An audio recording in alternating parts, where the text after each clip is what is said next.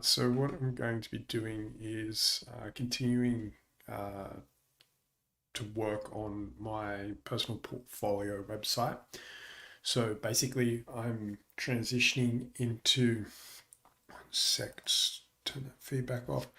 So basically, I'm transitioning into web development, trying to go full time. Previously, I have been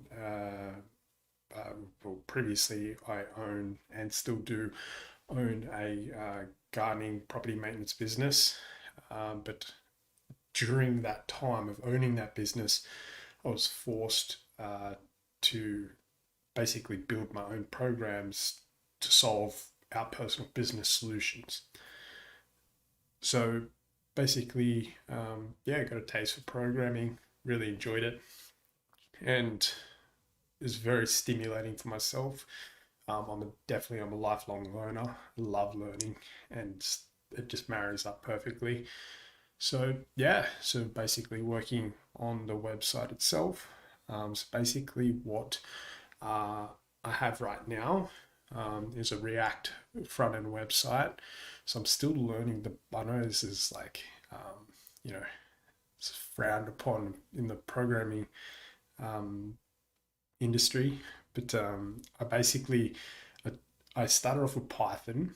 I'm not amazing, but um, in Python, I'm probably up to about classes, like fully understanding how to use classes. I understand rough basics of it. I understand functions, that sort of stuff. But yeah, pretty much got up to classes in Python. I then got the desire to have graphical user interfaces for the programs I was building with Python. So I sort of started venturing into web development itself, in particular, Django. So I was messing around with Django quite a bit. Um, was able to build, databases, models, all that sort of stuff, connect them together. Um, and then yeah, really wanted to do it. So I was looking at jobs. So I'm a business person. I'll most likely always I say this, but I think it'll be very valuable if I did get a job in the computer industry, because I would have a framework there, like a mentoring framework. So obviously there'll be senior developers and that, but definitely like a freelancer type person. Own your own business. I like control of my time. So, um, so yeah, so because of that, I needed to have a look and see what work was available in the marketplace at the time. So a lot of it, from what I found, and in particular on the job side of stuff as well, is uh, like web technologies, JavaScript, HTML, CSS, that sort of stuff. So yeah, so I sort of changed my focus from Python into those technologies, that tech stack, and have learnt, you know, I'm probably understand functions in JavaScript, arrow functions, that sort of stuff. I'm probably up to, I'd probably say maybe um, probably up to promises, that sort of stuff in JavaScript. Sort of wrap my head around that sort of stuff. But like declaring a variable, an array, dictionary, well, they call it an object in JavaScript, that sort of stuff. Following that. So yeah, so I know just the basics, just to be able to build stuff. I really enjoy building applications that solve a problem. For example, one problem, business problem that we had in the gardening business was that we have to dispose of our green waste at a tip, a transfer station. The problem was is that due to the transfer station's location, um, it would close down due to high wind and all the rest of it, and pretty much without notice. So we would spend 10, 20, 30 minutes driving to that transfer station to find that it was closed, and then would have to drive 30 minutes to the next transfer station, which was very painful. So they implemented a website that would they could dynamically update, and it would say if it was closed or open on the website. But the problem was because we weren't conditioned to use that website, we always forgot to check the website before we made the trip. So I built a program that would basically had a celery worker that would schedule a task every 5 minutes, scrape the website for the page 3 tag, whether it was open or closed, save that state into the Django database, and then based on logic, for example, whether it was a weekday or a weekend, and then broke it into time as well, whether it was between the operating hours of that transfer station, and then would send a notification if the state went from open to close, and then it would re-notify you once the transfer station reopened, so that way we didn't make that unnecessary trip. So messing around with that. So right now, basically, I've got a few projects under my belt. They're not polished, they're built, they're functional, but they're not polished to where other people can actually use them.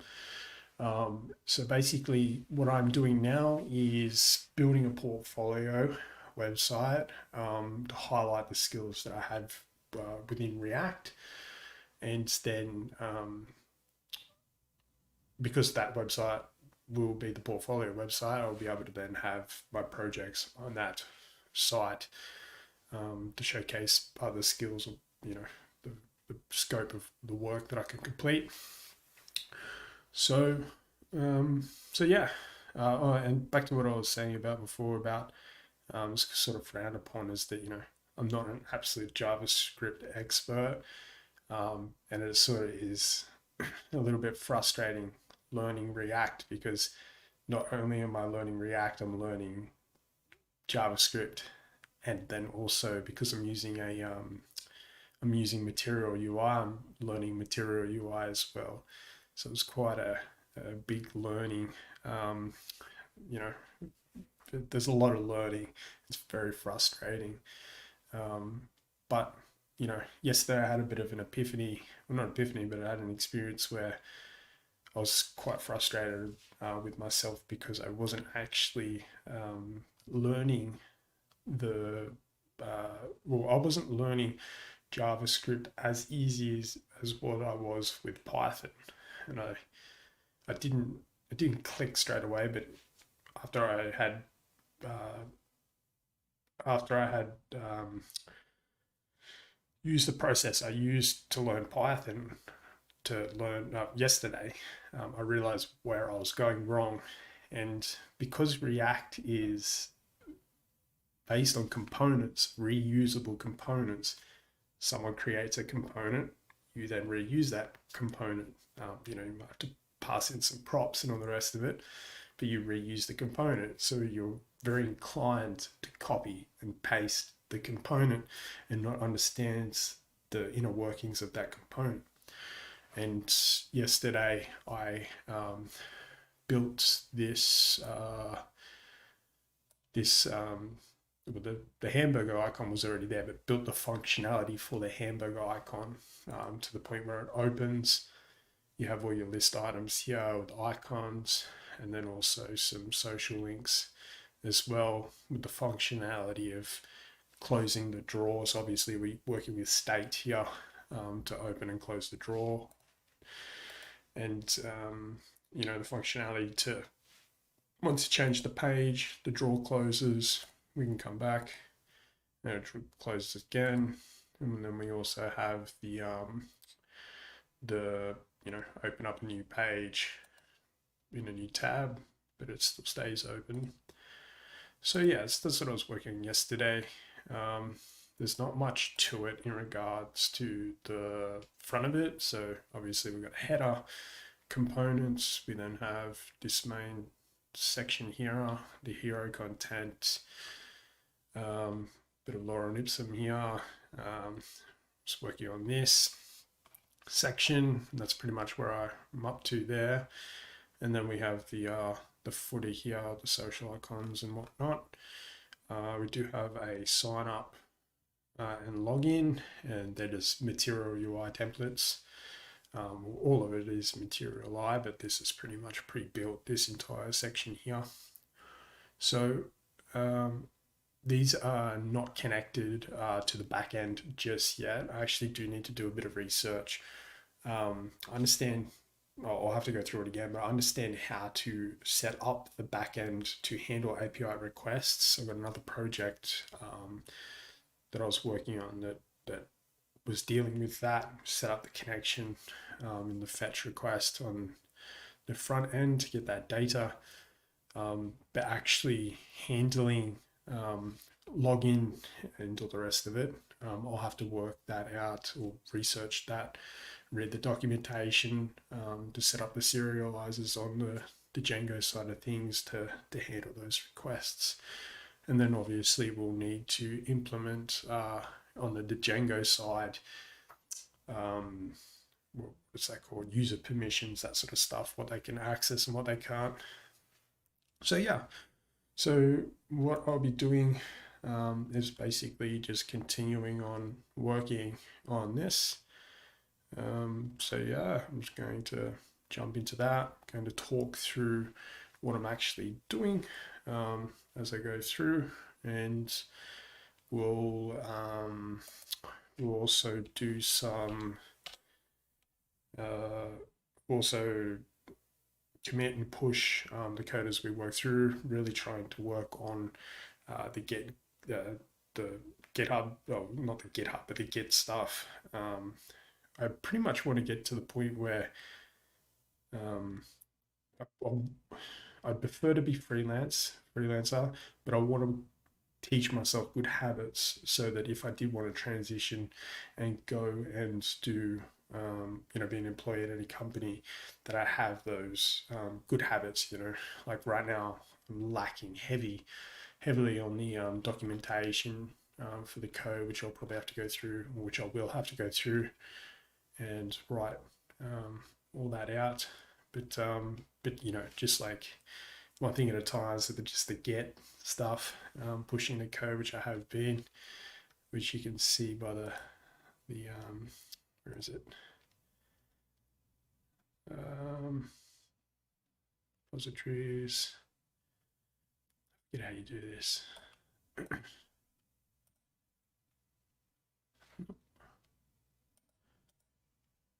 Profile. There we go. Christmas tree. There we go. So yeah, getting that up. So as I said, we're working on the draw for the hamburger icon in mobile view. So this site, most of the components are responsive. I think there was one or two that I had to work on, which I think was the hamburger icon, which I did do yesterday. But as you can see, everything changes once we adjust the screen size. And we've got some conditionals here with the process, and this paragraph here is that once it gets to the extra small size, it'll actually dynamically insert a break statement to break this up, which you can see just there, which I thought was pretty cool. First time I ever did something like that. But yeah, as you can see, the content changes, and as does the footer.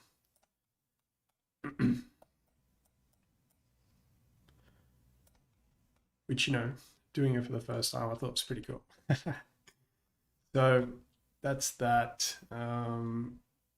So I think I won't mess around too much about changing on the lorem ipsum right at this second. I'll need to go through, so I've been studying a little bit about, so during the business, I learned how to do SEO.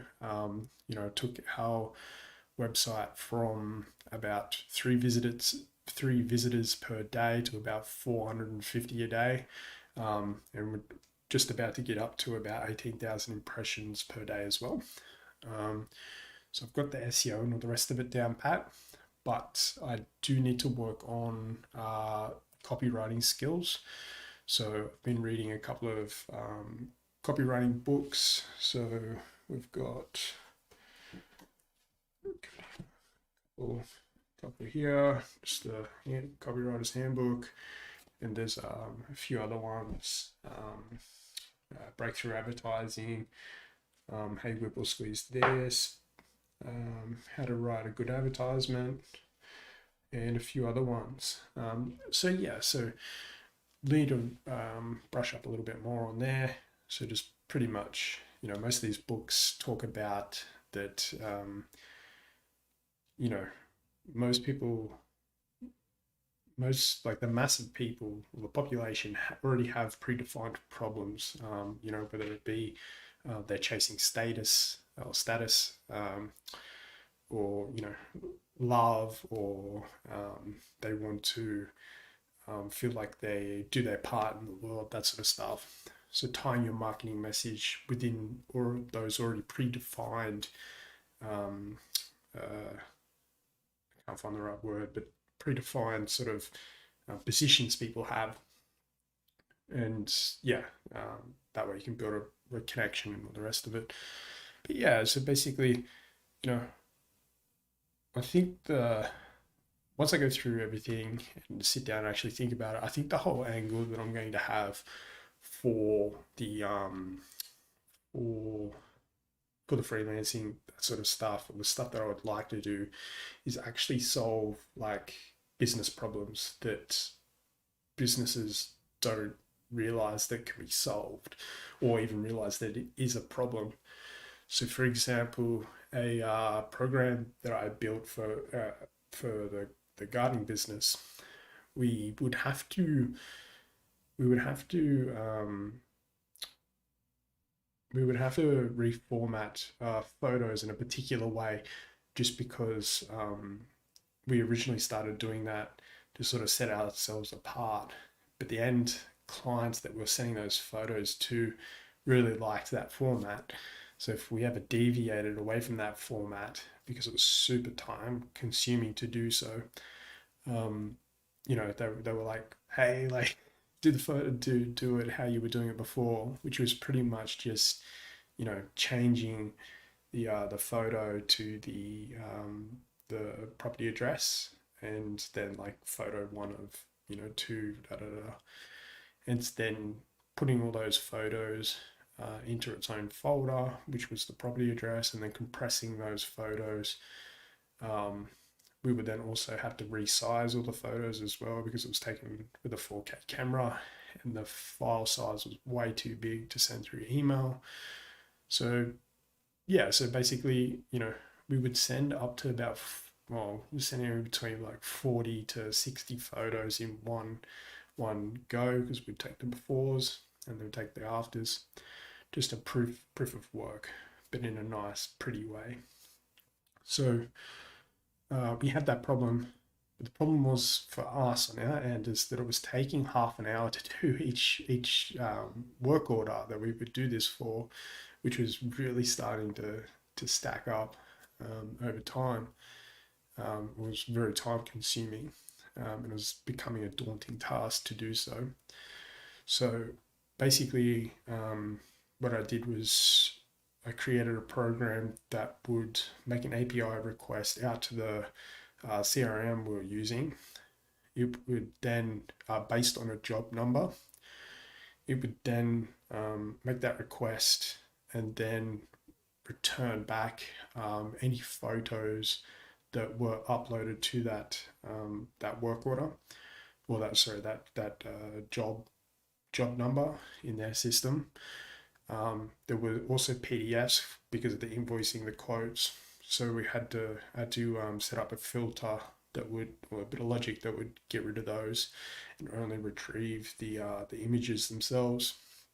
So Once it did that, it would then resize all the images with I think it's Pillow in Python, Python package, and then rename all of the all the images based on the address of the that job number, and then compress everything. So basically, it takes about 30 seconds now instead of half an hour manually doing each individual one. I did try some other programs that are already made, which just changed the name, but then still changing the size and all the rest of it. There was no streamlined way to do everything in one hit. Where this, you just opens up a terminal, type in the job number, and then 30 seconds later, you got your file in your downloads folder and it's ready to go to send straight off. So yeah, so solving problems like that. So I did the calculation of, I think it was yesterday while I was walking around, and it was like each year, for us personally, that one program saved us $1,000 every single year. So if you plan on being in business for any time, even for 5 years, that's $5,000 you've saved in labor that you didn't have to pay someone to actually do that manual task, that a computer can just do by the press of a button, um, which is crazy. Like it was about 40. I think it was about 45 hours per year, and cut it down to like no, it was 47 hours per year, and cut it and reduce the time down to an hour and a half each year, which I thought was pretty cool. But yeah, that's $1,000 every year that you don't have to pay, that you could go and deploy into other marketing avenues, whether it be Facebook, Google Ads, or whatever. So yeah, so solving problems like that really interests me, because it's like, it's a great dopamine hit when you do something like that. Well, for me it is, and solving that particular problem, and it can be scaled. It's not one business that you can help with. You write the code once, and then you can redeploy it in multiple businesses. You might need a bit of tweaking, but it's the same thing with React components, reusable components. So yeah, so that's the sort of angle that I'm thinking about, or what I was thinking about yesterday, is going through, or having that sort of marketing angle, is to solve those particular business problems. So anyway, that's enough of my whole life story. We'll probably get into we will get into some coding now. So I'm just trying to think. I think what I might do is, because this was a little bit spontaneous.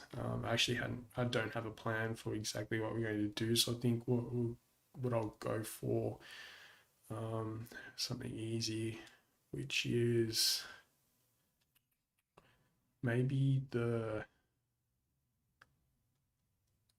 contact form. I think that might be the best way to go, because with portfolio, I'll need to basically, the portfolio, what I'd like to do is just have cards that pop up, not exactly like this, but similar to that, maybe just two row sort of stuff on this size of screen, and then just have those cards populated by the map method. So do a fetch to the API, get all of the projects. So the projects on the Django side of things will have things like, what was the project title, what problem did it solve, what technologies did it use, and then probably like a link to the project. So my site, or this personal site, is actually already live, but I've also got one of the other, I was testing. So this is hosted on DigitalOcean, the React side. So my portfolio side is on the apps platform, but then I also have the subdomain of this, which is a project called Notify Me, which is that transfer station checker. It doesn't actually have a front end to it, and that's what I meant about going back and polishing everything to get everything to a point where people can actually use it to actually see the inner workings of it, or just to be able to show people that I have built stuff like that. And yeah, this one's built. So this is the NGX. I think that's how you say it. And the what's the other one? It's called G-Unicorn. Yeah, and on its own little droplets. I had to go through and set up the server for that. Configure the firewall, the the socket, the G-Unicorn socket, I think it is. Anyway, set up all that stuff, which was a pretty fun exercise. But yeah, anyway, that's the structure of it. That I'll have um, the main React app on that domain, and then have all of the projects for the portfolio as subdomains, so they can just visit within that one domain. So they have to go out, because that was one of the big things with that I was looking at. I was researching like what's a good portfolio site look like, and a lot of people said that you know, a big thing is that having actual web applications that you can actually touch, you know what I mean, like use, instead of just having like a photo or just saying I built this, but then leading to a GitHub repository, which is not the most user friendly way of presenting that information. But so yeah, so that's the overall idea anyway, what I'm thinking about doing. So anyway, so again, I've got a map function for another project that I could probably copy into fetch, but we've got no data to give it yet. So I think the contact's going to be the best way to go about this. So what I'll do is I will, so I've broken up the components folder into global and static pages. So global are just things like the copyright, footer, the header, the loading screen. I'm dynamically, I'm adding those components into the static pages. Well, actually, sorry, no, I'm not. I'm adding those global components into the index.js, and then I have a router and switch here to handle the routing within the website. I did get stuck a little bit on the router, or the React router DOM, and all the rest of it, because it was like, I was like, oh cool, it's working, but it was like refreshing the page each time, and then I realized, oh okay, you got to use link and all the rest of it. But anyway, so yeah, so that's all sorted. So what I'll do is I will head over to static pages, and I'll create a new file, and we'll call this contact, ensuring that we have the first letter capitalized, contact.js. And we just want to bring in a couple of things, which I'm just going to copy. Probably won't need to use state. So with Python, like you just go import X from X. With this, I need to research what it actually means. But these curly braces and all this crap, it's like really confusing for me myself. But anyway, it's just another thing that I have to learn a little bit of the nuances between the programming languages. But anyway, so we just got import React from React.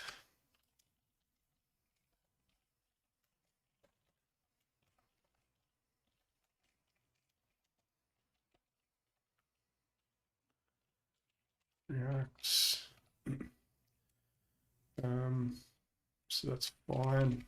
Now we're using functional components.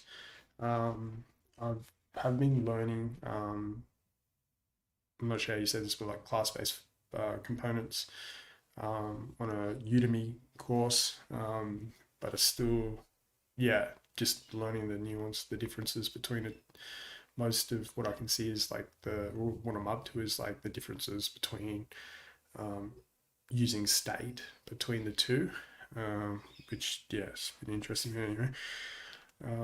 So what we're going to do is we want to, first we need to bring in, I think it's import, make styles from apps material. Why isn't that working?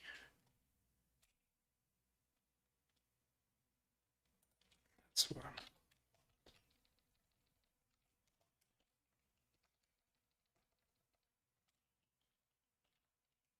Is that right?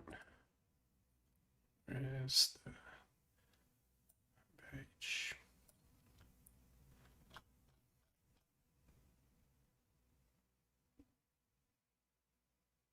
Here it is.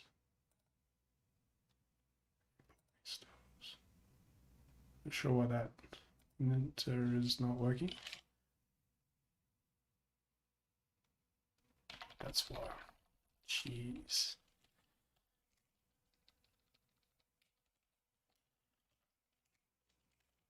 Alright, call, and then I think it's styles.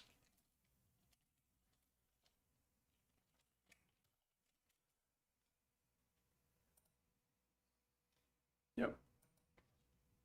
And sorry about being so painful about typing this stuff out, but it's the fastest way that I personally learn to remember this syntax and everything. So we've got that.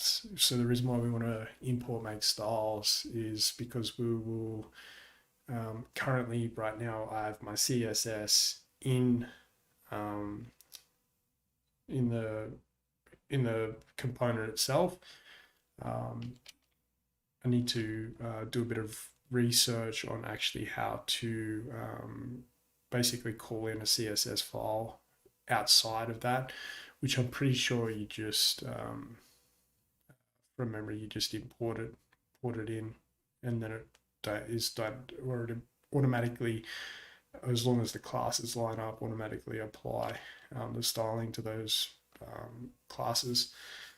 But yeah, so we got make style. Let's make our actual arrow function here. So we got const. This is our contact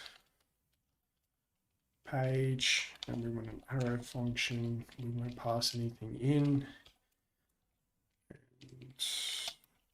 Build that out.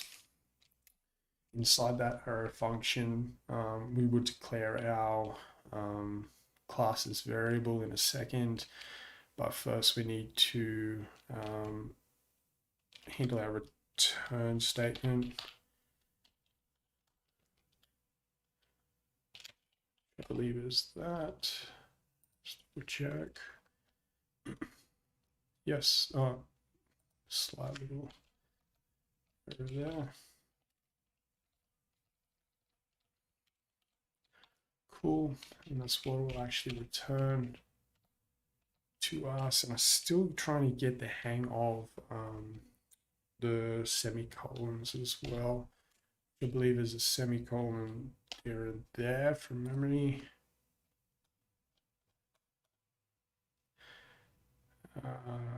Yep. Cool.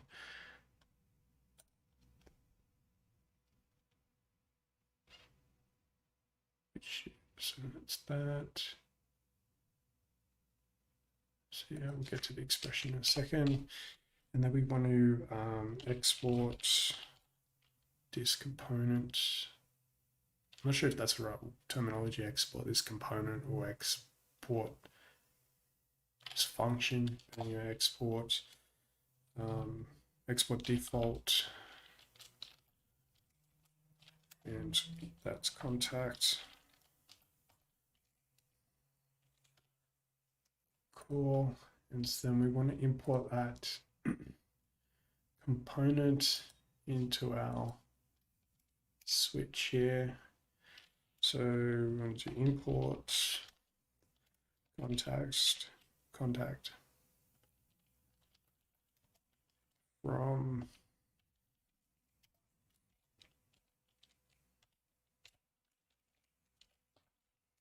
components static contact, and then include it into our switch here. So route and the path is equal to /contact,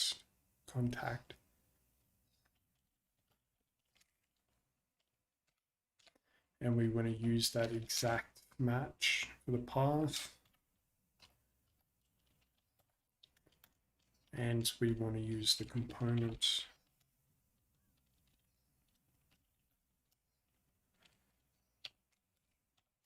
contact.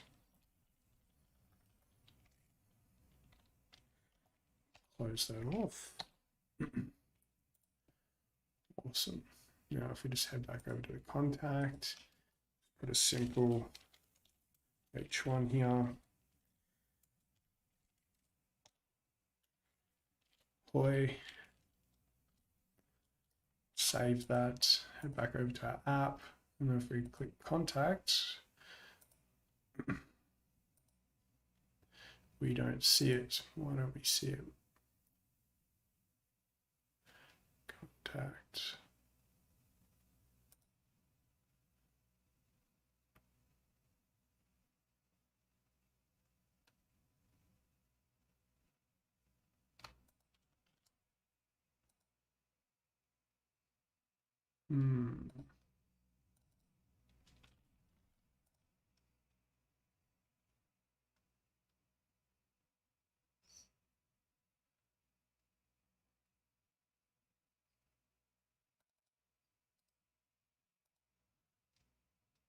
Should be working.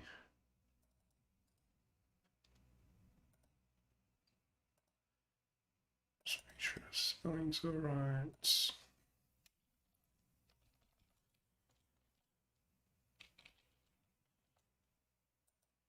Contact, import contact.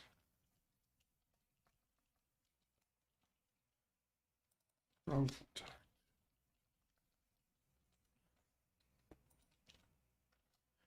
Save that. Head over to contact.js. It's in the static pages. Const contact.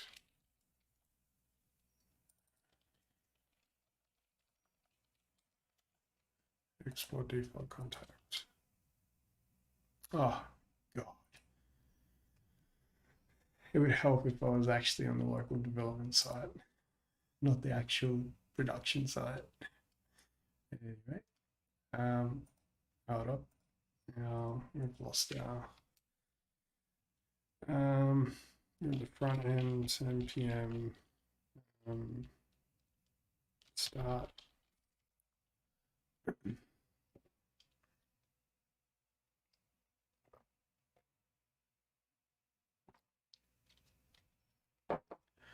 Wait for this to spin up. Can't believe I did that. So that's funny, guys. It's the first time I've actually done that. Wait for that to spin up. While that's spinning up, we'll bring in some of the modules that we'll actually need. So import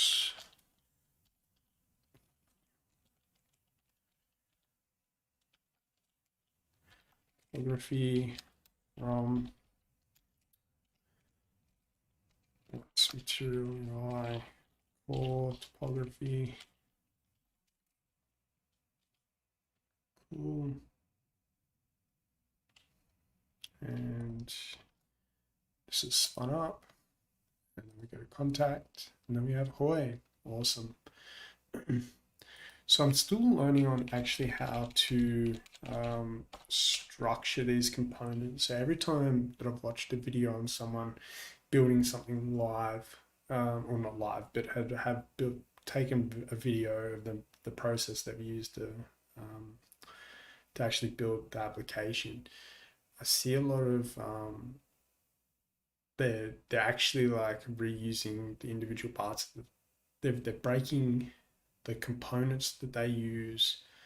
So we've got a contact page, and they'll have individual components, like for example, material UI. You've got the card component and all the rest of it, but they do that for everything, and then just import it similar to what we've got here in the index.js file for the routes. So we're just bringing in like individual components, like the header and the footer, like that. So I think I need to do a little bit more research on how to actually properly structure, you know, your React project, I guess, which will come with the experience. You can always refactor it after the fact. But I understand why they're doing it is because you get the reusability of the code. But I think the jump that I need to make is, so you've got the reusability of the code. I understand that, but and it's a section that I'm up to in that Udemy course, is that how to pass props in, but similar to like Python, how you'd pass like keyword args or options in there, and how to actually do that for a component, like just in case, instead of specifying there's 3 props being passed in, it can be unlimited, and how all those inner workings work. But anyway, I'll do that later. So, all right, so contact. So what's a contact tab? So let's have a look at some examples. This is what I like to do, is just type in contact page examples. What I'm finding with designing a portfolio page is that I've never actually designed anything from like a Figma design or anything like that. So more than half the time is like figuring out how I'm going to design the damn thing, which is a bit frustrating because you're not actually programming. But all right, oh, there we go. Yep. So we've got hero image. This is what I'm thinking, is just have like maybe hero image, or maybe no hero image, just the contact, a little bit of a paragraph there, a sentence, and then just the contact form itself underneath. Good, some designs, and try and get a bit of an idea to build. So that doesn't look too bad. So maybe just the hero image. So it's one thing. I'm not sure if the same problem exists in React, but with the WordPress websites that I've built, the whenever I've used Elementor as the page builder, and whenever you use that, the hero images, if you use the hero image like as the background, so if you have a background image, it can't actually lazy load that image. There's some specific reason why. It's the naming of the file or whatever. So yeah, you can't actually lazy load it, so it actually slows the site down like severely. So I'm not sure if that's going to be an issue with the React site, because I still need to look up how to implement a CDN for a React page, and how all those inner workings work, or even if you do need one because it's client-side rendered. And then also on top of that, I need to research how to do the, what's it called? Basically like the snapshotting of the website, and then serving that up to the bots like Googlebot and all the rest of it, so that so we actually have some sort of SEO for considering that it's a portfolio page, and you want to be accessible on the internet. But yeah, it's having a look at that stuff and the server side, like the benefits of server side rendering and all the rest of it. And then I was like, oh, should I start learning like Next.js and all the rest of it? But I'm just going to stick with React. I'll figure out how to do. I know you can do that snapshot process. Just serve up a snapshot of the site. But yeah, how all that works, I'll research that. So I think I'm going to stick with this design. I don't. I was thinking just have contact, just a simple paragraph, and then send front and center, just the contact page, because like no one needs your address or anything like that. I'm not for this web development stuff. So we'll leave that up there. So the first thing, all right, so what I want to do, so I'm thinking using Material Grid for this one. We'll have the hero in a grid container, then we'll have a grid item in there. We'll align the item to the center, and then we'll have a topography with the heading itself as a H1 component.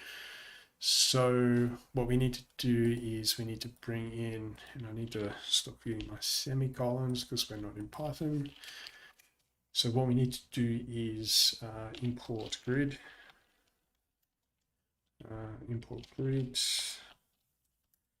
from Material UI.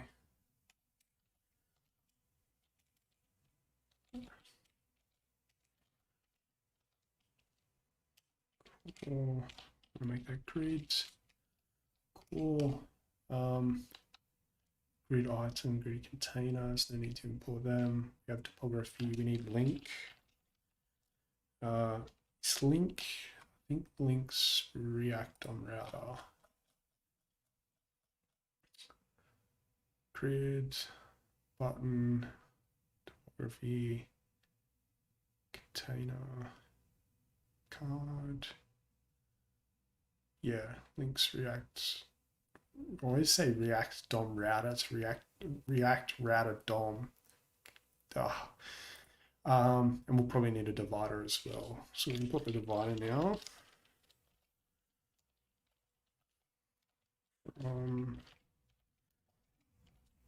Material UI core divider.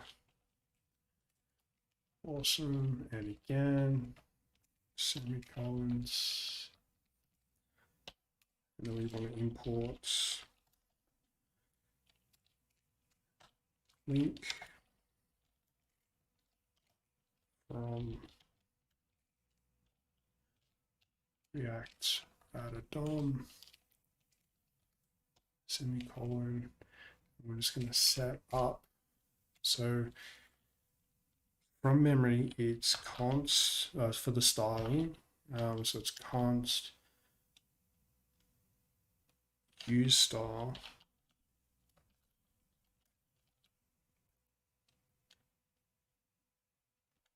which is then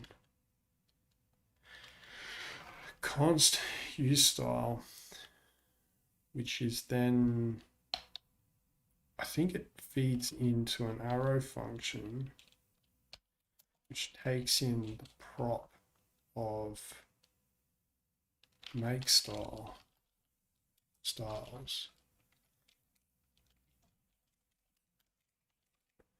Something like that.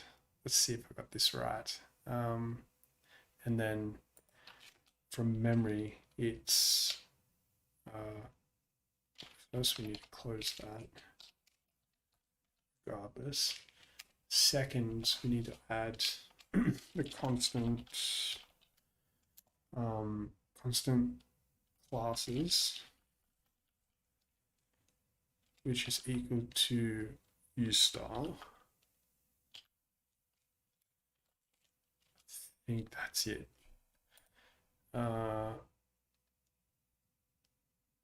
And I always get stuck with this with the JavaScript, because sometimes, like for example, how we export this to export default contract, like in Python, like when you invoke a function, you invoke it, you put the parentheses, on the end. But I think React automatically does this. I might be wrong, but anyway, let's have a look. Let's always forget whether it's like use style or just use style or whatever. Let's have a look and see what it did. So it's const use styles. Okay, so we got, let's do this. Home page, contact. There we go. So we got const use styles. So missed an S there. Use styles, which doesn't really matter because we're defining that constant. But anyway, so use styles equals, so it's make styles, and it takes in prop theme. So close. Takes that theme. So we've got make styles and takes in theme. So we've got make styles, which I'm going to assume make styles is a function, which then takes in, which I think is this callback stuff or whatever, which takes in an arrow function where theme is the prop, and then executes, well, this is the contents of that function.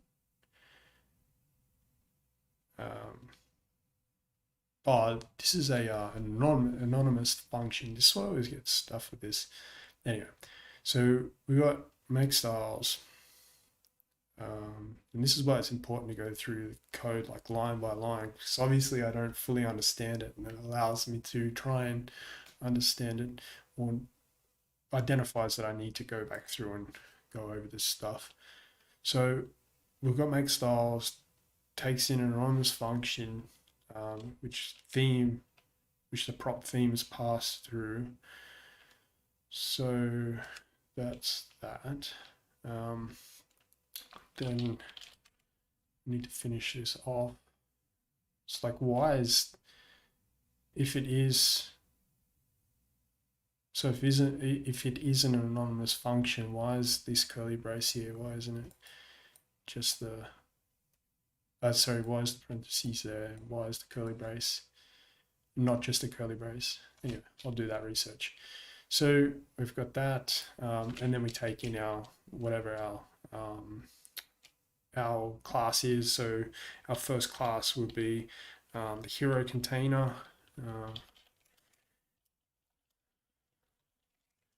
which we've got there, and then we'll pass in objects there.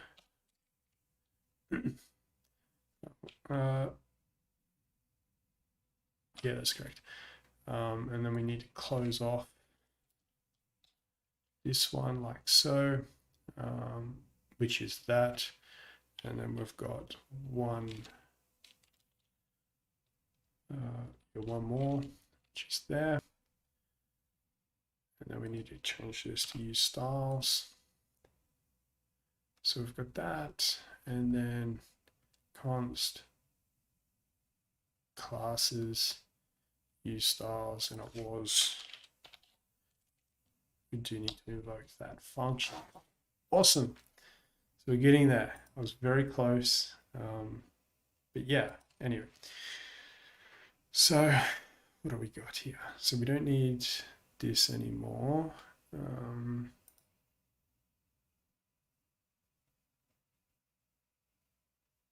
Close all. Yep, cool. All right, so awesome, we got that working. So as I said, we want to have a container. So I'm thinking, how did I structure this before? Because I'm thinking I have like it might not be the best way to do it.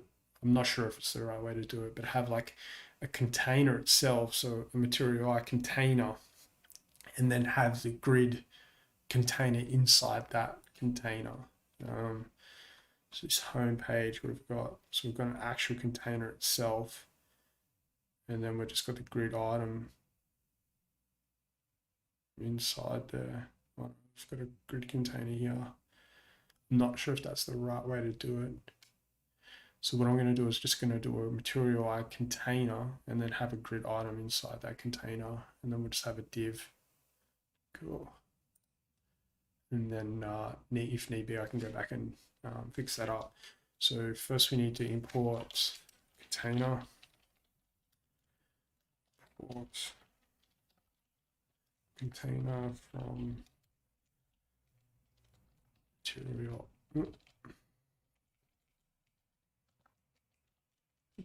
core container. Close that off. Come back down here, and then we can have our container. Container component, and we want to pass the class name of hero container. No, because this is the main container. How did I do it? So we're a container. Where does that end? Might be one of these pages. Container. We got the pieces, because this is like direct from Material Art. This is one of their templates, so assume that this is the proper way to structure it. So we've got a container, then we have a div. Is that the same div? Yeah, we've got a div wrapping the entire thing. And then we've got, how do they break this up? Then we've got the grid container inside. Field, text field, text field. Because obviously this is the way that we're going to do it. So we're going to wrap the entire thing in a container. We're going to then have inside that container, there's going to be a div, which will then have our content, and then we will have a grid container.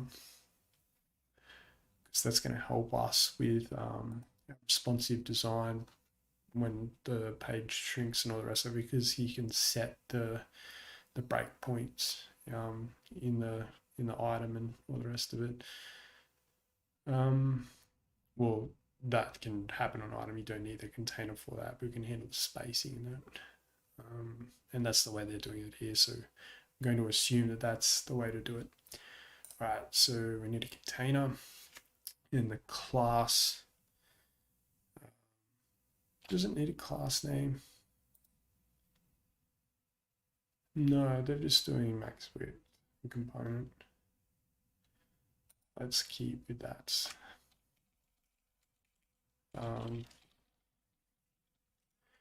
Component equals main.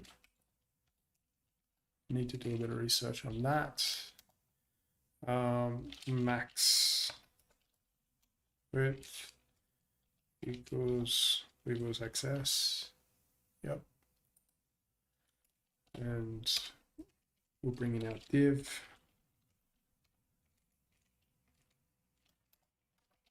With a class name equal to classes dots. Let's do main div. Yeah, main div. I'm going to close that off. And then we can actually put our bits and pieces in here. So I'm going to do it the original way that I said I was going to do it, which was with a grid container with a spacing equal to what's the syntax for this? 2.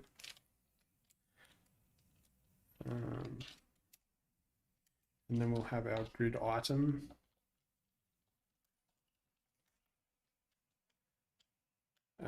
Grid item, and what's the syntax for that? Oh, yep. So grid item, and then the screen size, XS, which is extra small, mobile, and we want a spacing of, we want, so it's a 12 grid layout system. So grid item for a small screen, we will want to take up the entire 12, oops, the entire section here. XS equals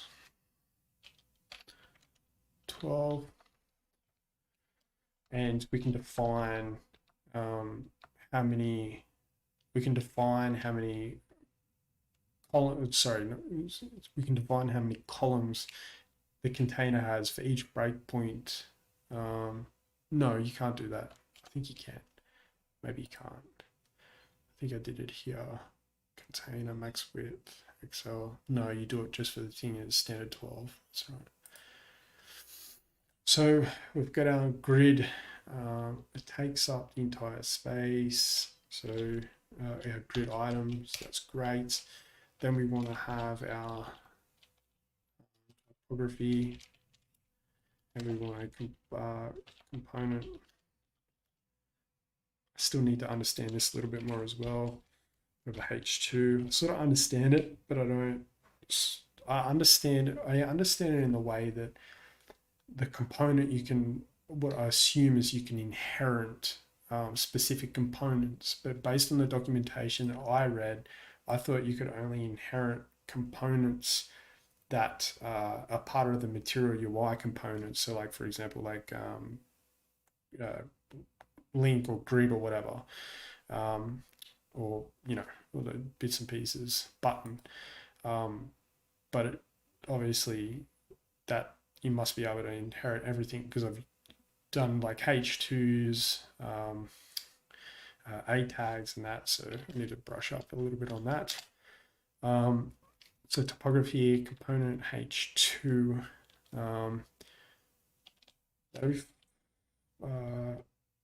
yeah, that's fine for now. And then we just want to say contact in there.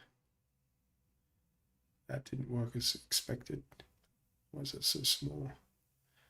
Topography component H2 should be a H1. Why is it so small? Variant, my bad. Yeah, variant.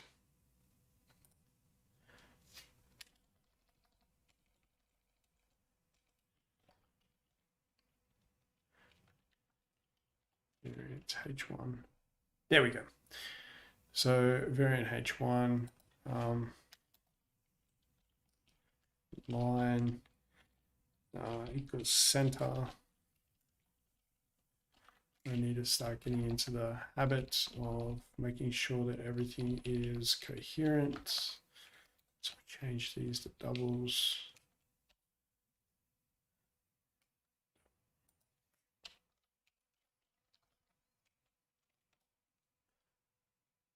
Cool. All right. So that's our grid container. So without item, I'm going to give it class name, so I can add the padding.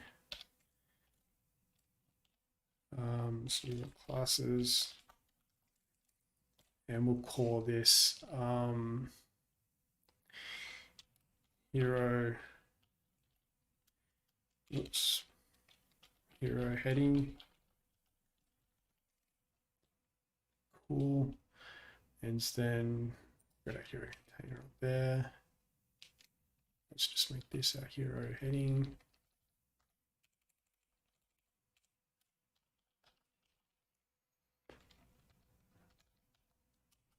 And then we want to, I'm going to give this some padding top. And this is another thing that I need to learn up. So when I first started building this website, the figuring out CSS, just trying to get the thing to do what I want it to do, and when it didn't do what I wanted to do, I didn't know whether it was React or CSS. Yeah, such a pain. Anyway, padding top. We would give that. Been playing with it's. I think I need to import this in.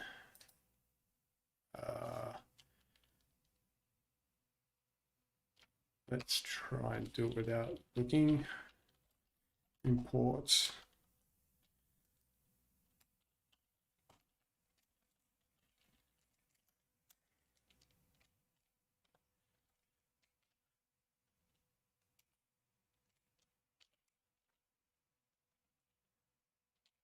I think it's actually that. It might not be. Let's have a look.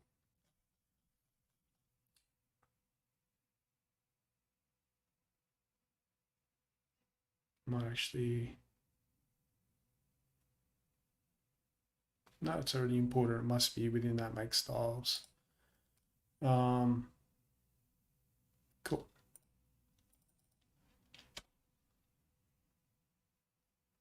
So that, I'm going to say theme. Well, it must be because we're passing it as a prop. Theme.spacing. Theme.spacing. And we'll give that a 2.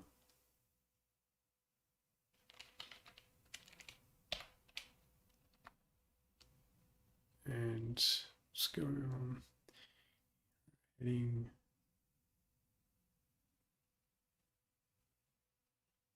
Hero heading. Padding top. Theme.spacing. 2, that should work.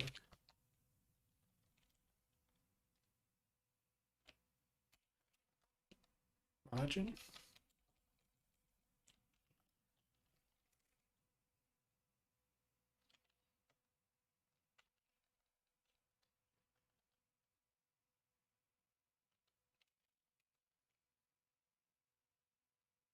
It's another thing I'd like to know is that why does margin work sometimes? Like, why does padding not work sometimes, but margin does, when margin is pushing the entire contain, like the entire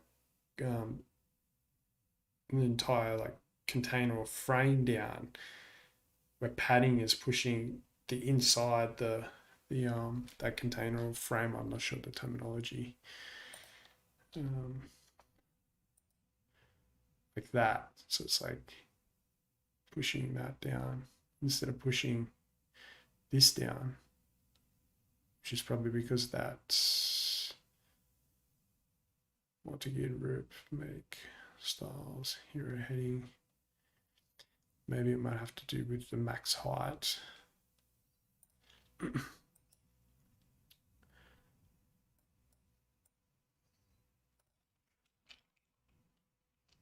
Oh, there. Let's have another look. So we've got margin top. Let's try adding top, but we will make the max height say 300 pixels. Does that change anything? Nope.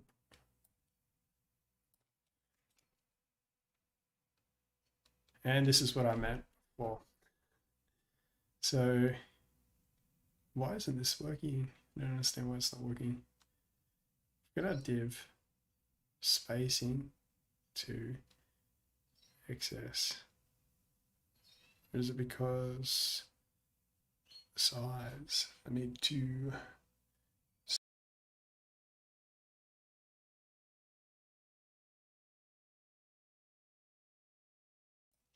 which isn't ready yet. Max height, padding top. I think it might have something to do with this div. Let's try and do the max height of the main div. Yeah, this is exactly what I was talking about. Main div.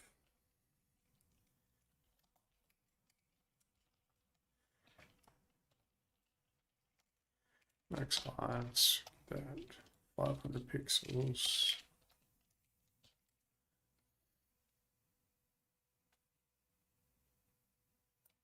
This max height.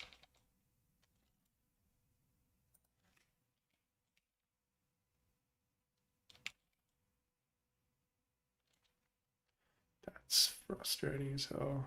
It's definitely the same. Yeah, same spelling. Yep.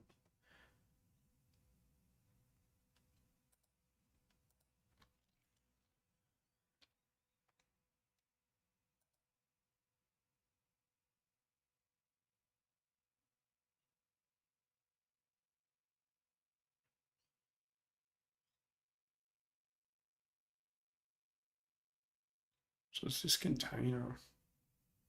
No. Yeah, it's the component main container. That's my problem.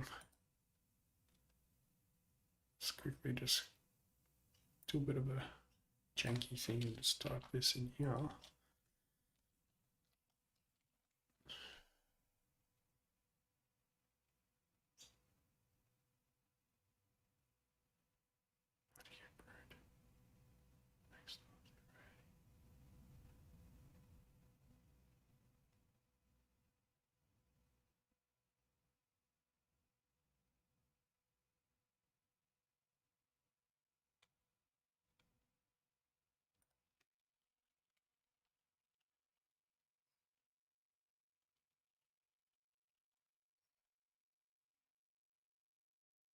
It's just not working.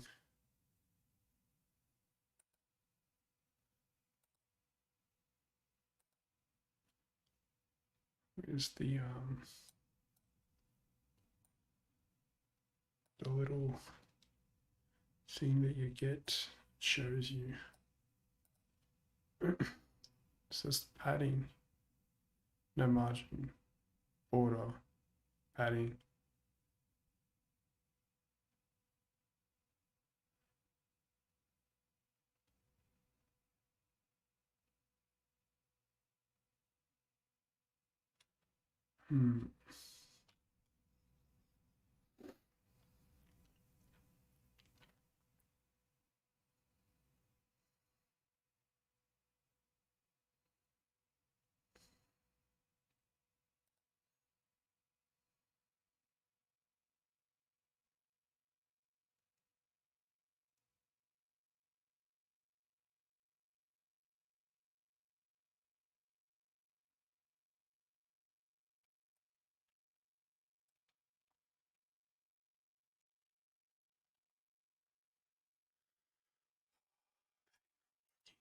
Let's have a look.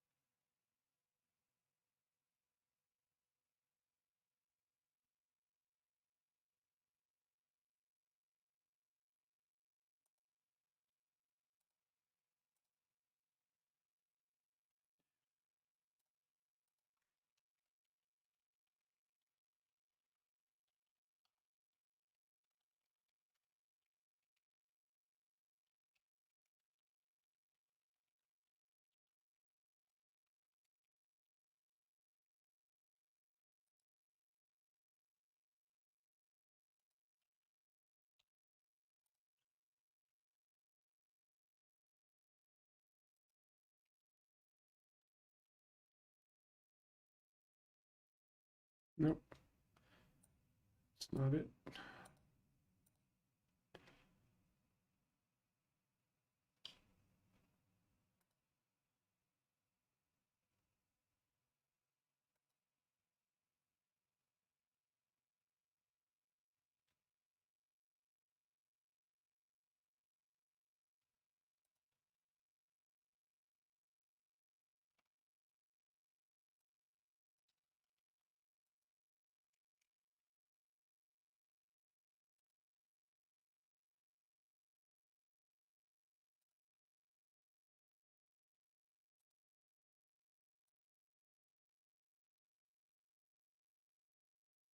Hmm.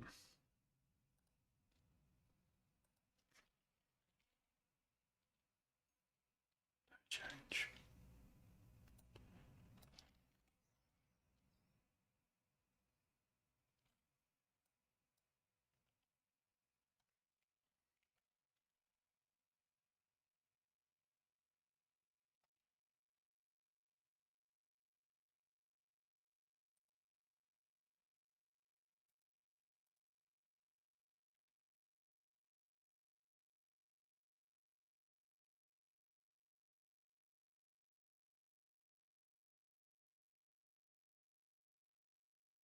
Is it because we're giving you the grid item and not the topography?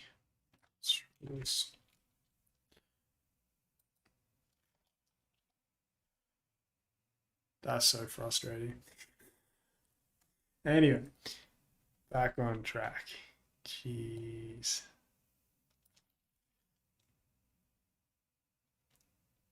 That's frustrating as hell. So this is why you should know your CSS. But that's all right. I'll just keep plugging away at it. It's all right. We get there. So I need to go CSS again. So not that I've taken a CSS course. I've taken a CSS course, but I got so bored from it because it was just like even though I'm designing front end stuff, like using React and that, like I've got a bit of an eye for design, but I don't like designing anything. That's why I was saying at the start of this video that building a website from scratch without any Figma design or anything like that is just so painful. But because like obviously you can't just copy anyone and then to do anything like that, you've got to hire a graphic designer and go through that. So just try and chuck something up. But anyway, so yeah, I need to brush up on CSS. So all right, so let's rename this. That's the hero heading anyway, so let's just leave it like that. Just clean this up a little bit. So we've got padding top, seam spacing. Let's bring that down a little bit more. Let's get a 15.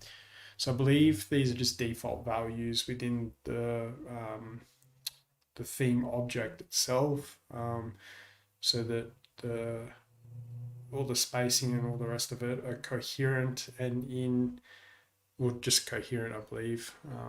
But yeah, so deep spacing, contact happy with that. Then we'll just need to put some padding on the bottom. Yeah, let's put some padding on the bottom. And let's make that theme spacing. Let's try 15 as well. That didn't work. Don't think I can do that.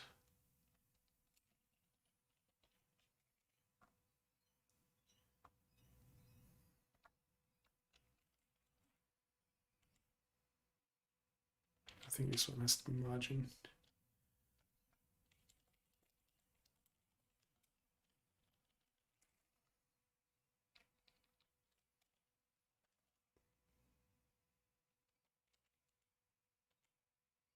Sure about that.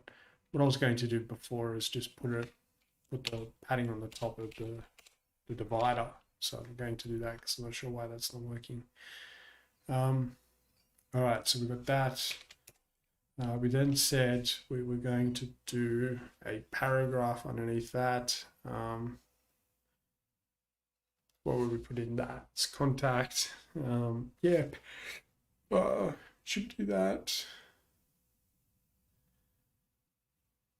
I think it'd be better if the paragraph was actually above the above above here, yeah, like that. So maybe just have like contact, just like that, contact. Maybe a H2 might be a little bit better. The sizing, or we can still make it a H1. We'll just change the sizing. Something not so abrupt like that. So let's try that. Typography, I think we can do it up here. It's text.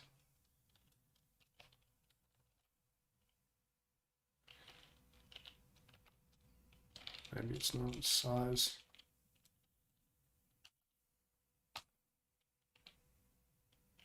Font size, there we go. And let's make that, say, 20 pixels. I really need to get rid of this key binding. What's the situation? Size is not defined. Where have we got size? There we go. So we're going to do 30, 40, 60, I think 40.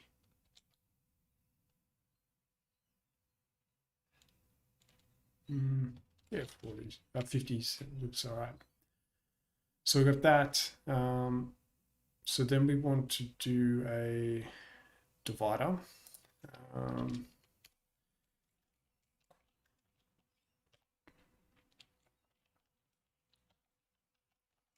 Divider, and we can just close that off. Cool. Do forget how to actually do that. So we're just going to have a look at the open. So what do we got? Classes, component, flex item, light, orientation, variant. So I would like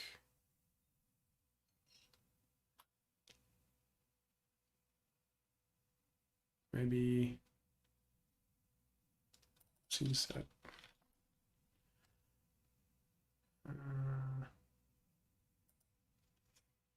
well, there's that variance there, so they're probably already built in. I'm just gonna go a little bit off topic here for a second. Okay, so they're built in. Okay, gotcha. So they're predefined. There we go.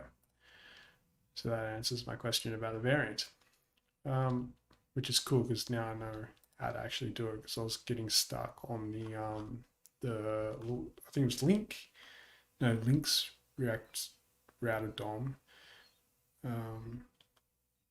Actually, no, it was Link.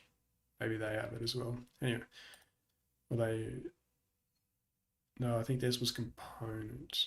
Anyway, I'll have a look at that later. So we got divider, and we want a variance is equal to inserts. Let's see what that actually does. Inset, not insert. I'm not exactly sure that did anything. Let's try middle. Sorry, it looks like it's in the middle. Just opened it up a little bit more. Looks like we're going to go to full width.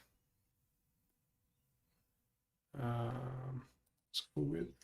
Yeah, full width.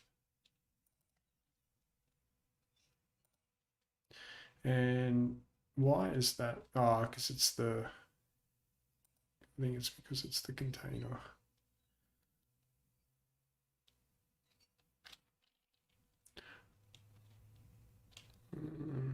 12.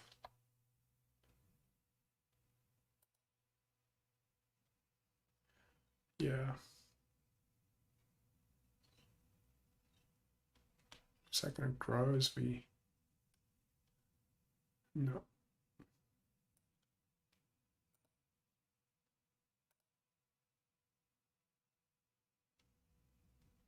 So it's that one. The topography.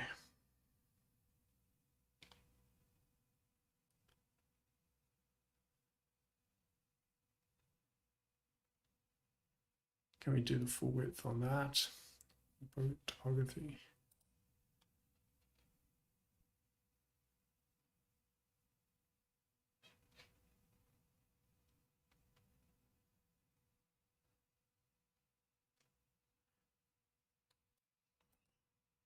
Try inline.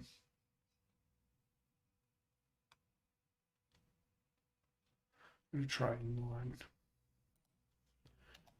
So do display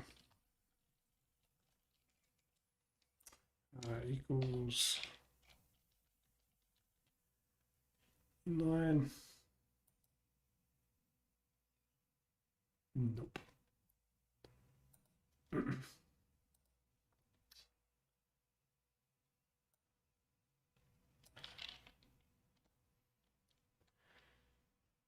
Let's give this grid class name equals classes dot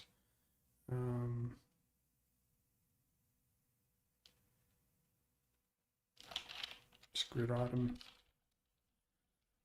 Sure is probably better naming conventions. That's all right. It's just testing.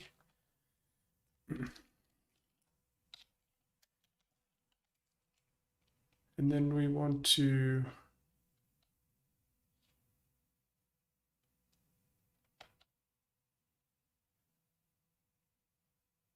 what's it doing that? Don't understand. I think it's that. It's the max width. That's what it is. I'm certain it's that. Too large. Yeah. All right. So that's that. So this is pretty much how I've been learning React. It's just feeling my way through it. You know, some might say it's a silly way to do it, but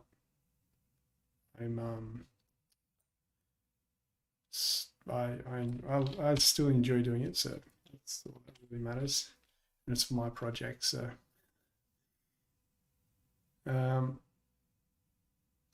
so that's fine.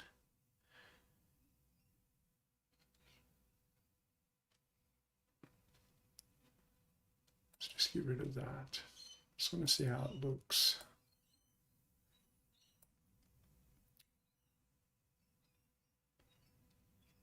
And we're going to give this class name equal to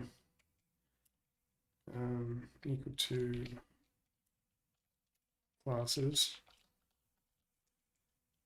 dot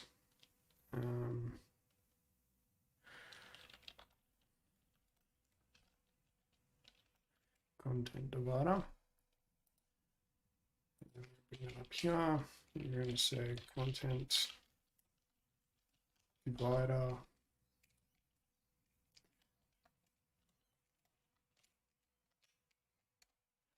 and we want to give that margin on the top, and we get that theme spacing, give that a value of 15. Beautiful. I think I could look a bit better.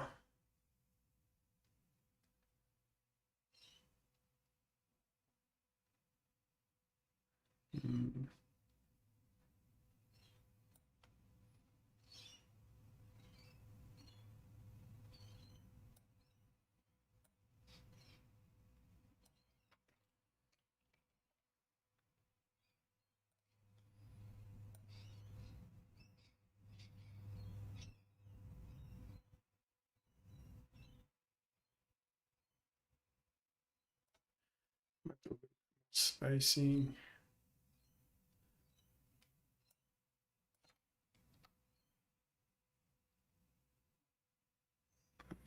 Too much.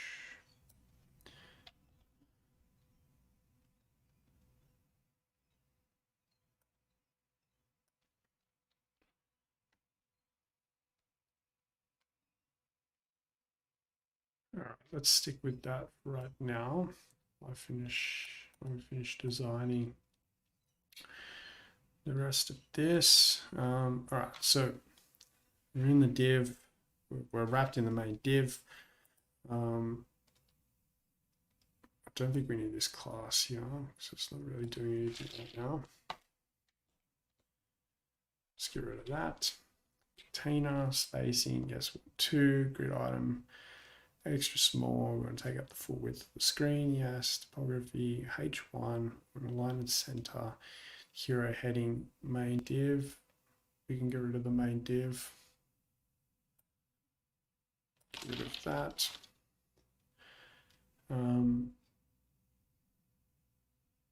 So yeah, we got the hero heading, content div, add divider. Cool. And then we want to, we're still in the, all right, so we want, let's do another, let's do another container.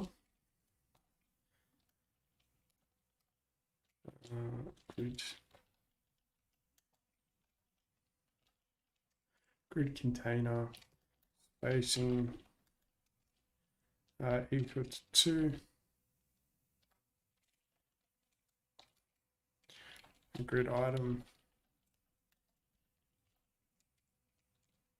and then extra small. We would like equals, we would like to take up the entire space. And yep, cool. So let's do a little bit of there. Cool. And then we want to do well, we want our form. Well, we actually no, we want, what's that? Get in touch, contact.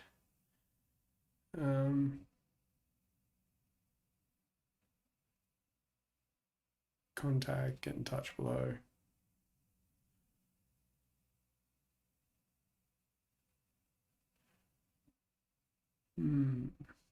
Contact. Let's just say the variant equal to, let's just make this H3 and a line equals center. Happy with that. And then we just want to say get in touch.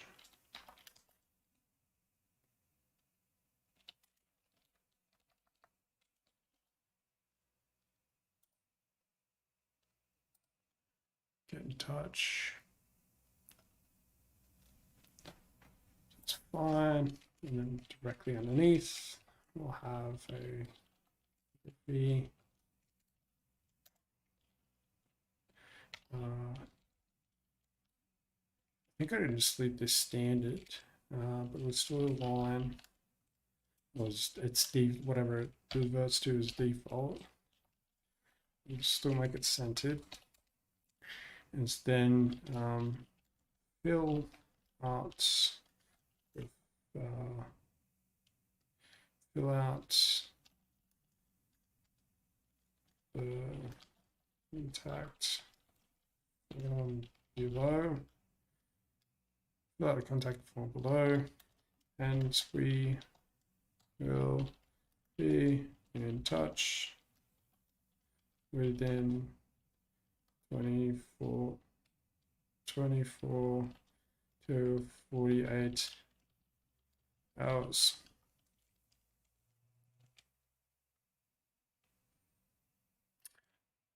We will be in touch. maybe I'll put in break here.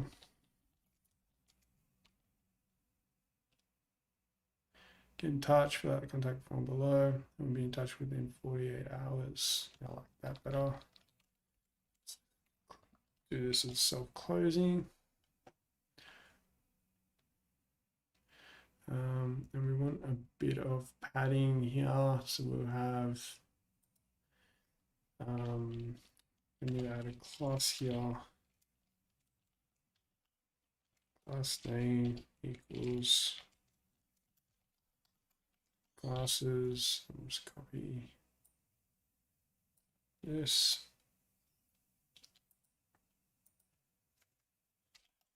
Paste that there. This one we will call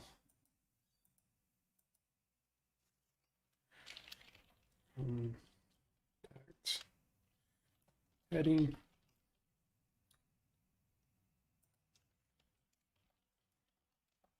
Contact.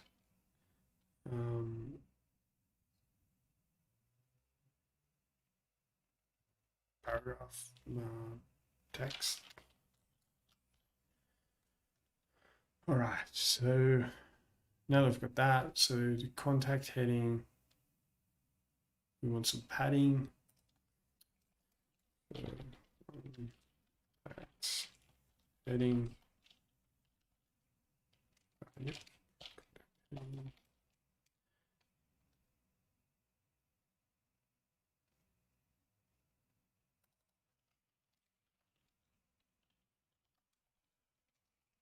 Heading. Why is that? Smart. Contact heading, and we want to give it some padding top, and we'll keep that with the theme spacing. Give that a value of 15.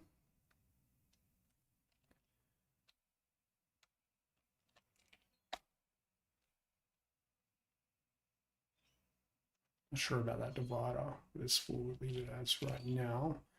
Get in touch, and then we'll give it some padding. Bottom theme spacing 10, 5.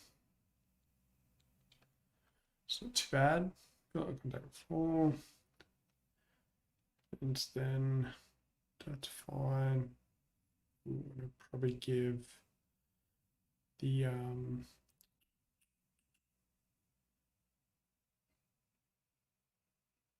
I'm happy with that. Sure, this is still good.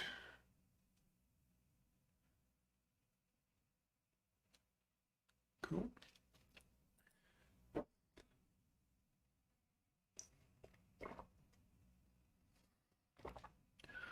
Awesome.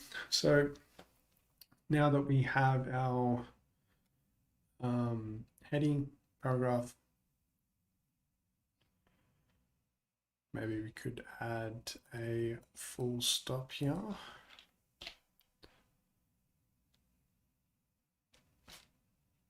And then we have, actually, this should be in its own item.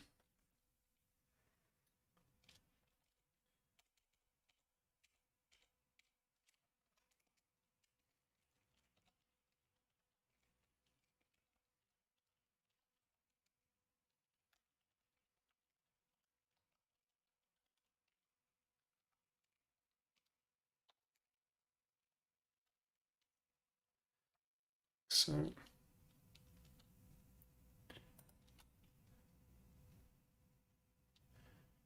and the heading, probably get rid of some of this padding now, like so.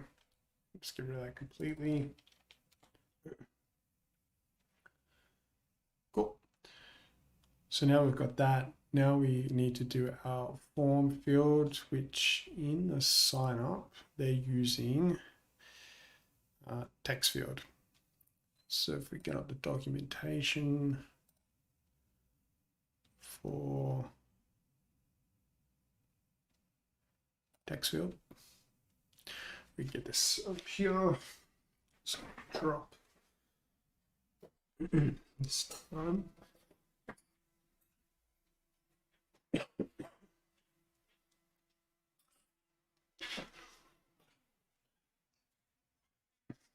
Cool.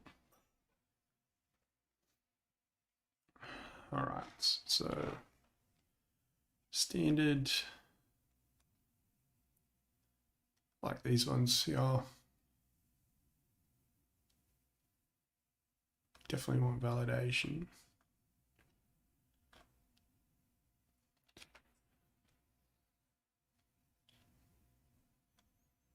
Multi-line, definitely want multi-line.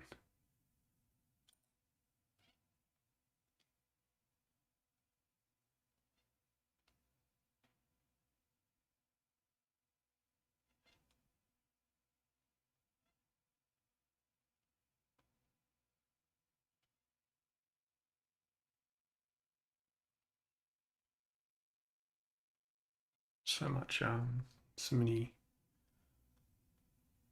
choices.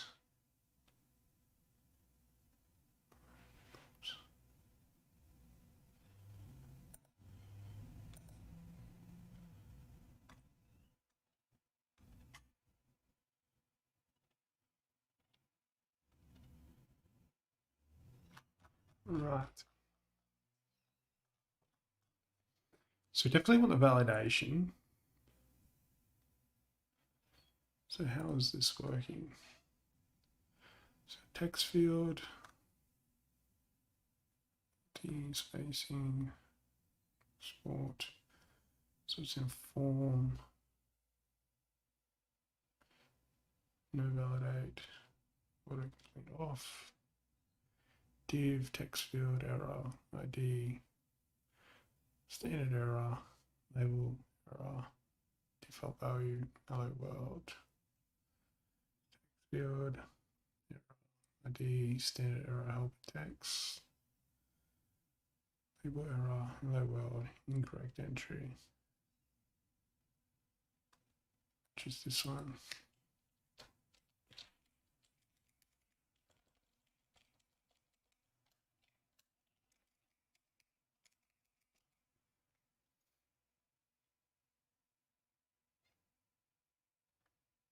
Why is that one like that?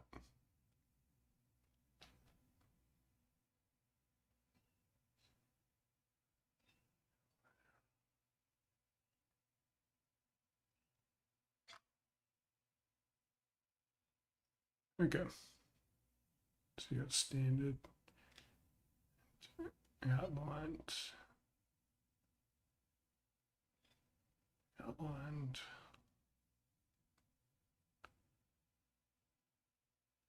field. It's 1, 2, 3.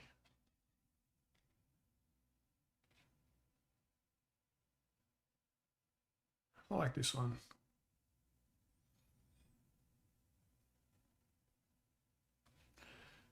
Maybe we should have a look at what we've got now to make sure it's coherent.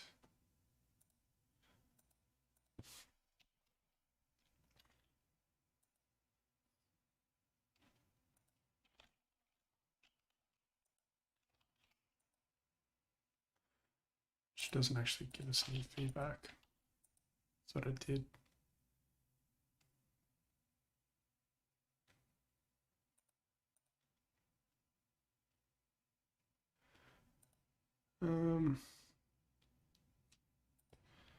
Sign up. Let's do this sign in.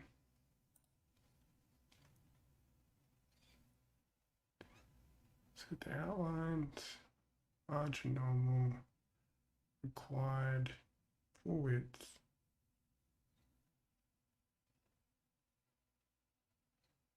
ID, label, name, autocomplete, autofocus.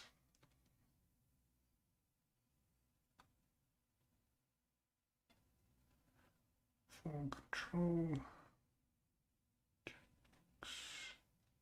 Just that one. Button.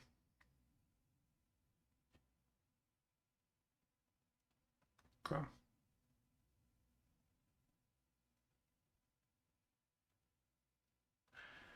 So this one here, the no validate.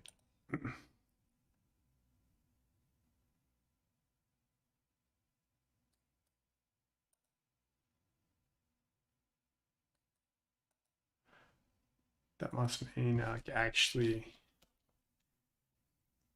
send it off as a post request, which I think it is.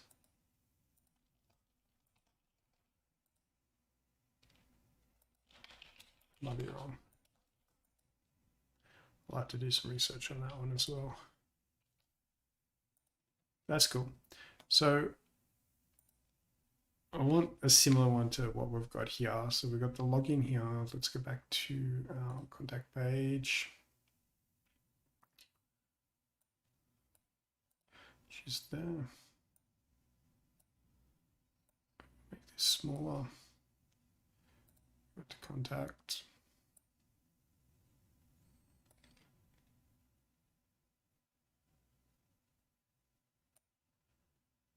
Bring this over. Cool.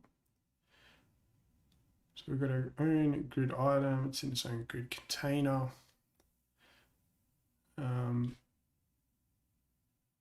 Which is fine. I think it might be a good idea to put this in its own container as well. Let's try that. So, yep, that's sort of closed off. So we really need to look at this grid container, check out the actual use case for it. I understand it's a container, but like when to use it, when not to. Spacing equals 2.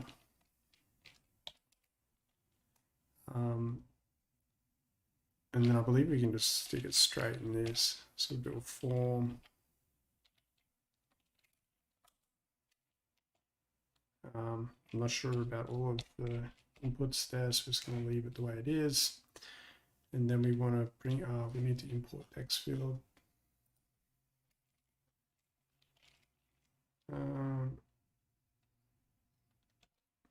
We don't actually need the link.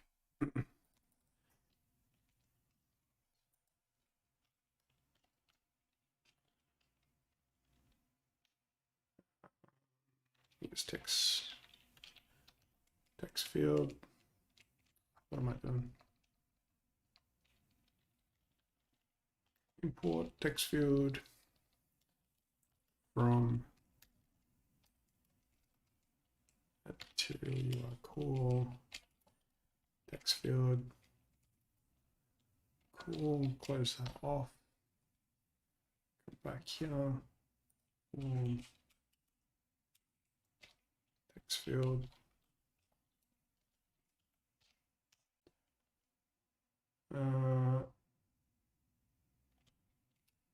A couple of properties that go in there. Handling it here, text field. Okay, so we don't actually need to do that. Let's be a self-closing payments tag.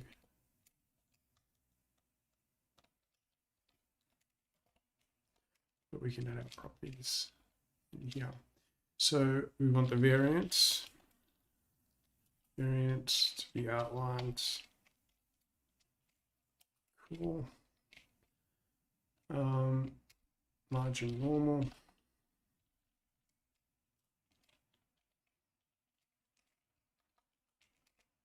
Oops. Margin normal. Definitely required for width. Actually, first name, last name. We could just have name. No, actually, I'd like first name, last name. So it won't be full width. ID. is equal to f name,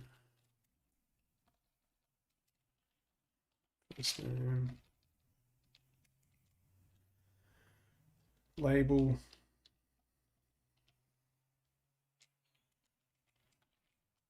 is equal to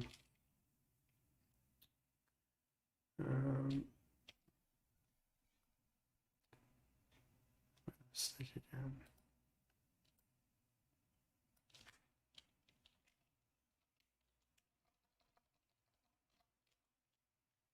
It's one thing I really struggle with. Well, it's not struggle with, it's an idiot. It's the habit of doing it, but making sure that everything's congruent going from one thing to another. Let's practice.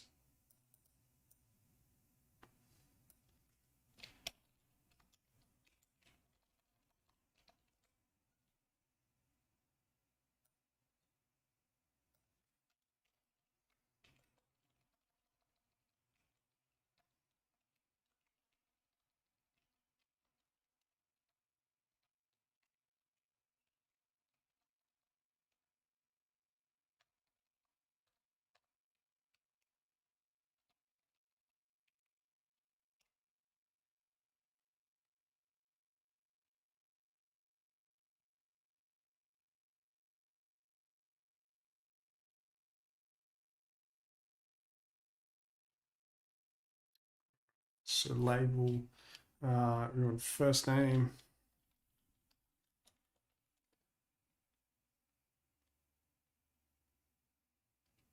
ID's first name,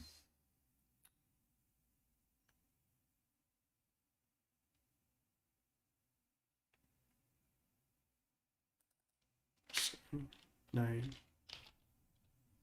Is it name? Oh, they've just changed around.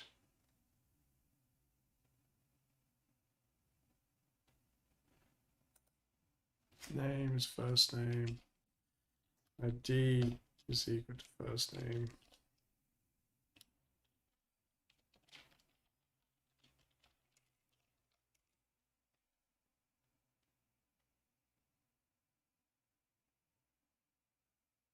Autocomplete. I'm not actually sure what autocomplete does. This prop helps users to fill in forms faster, especially on mobile devices. The name can be confusing as it's more like an auto. Oh, okay, I got you. And the ID, the ID of an input element used to make the label and help it.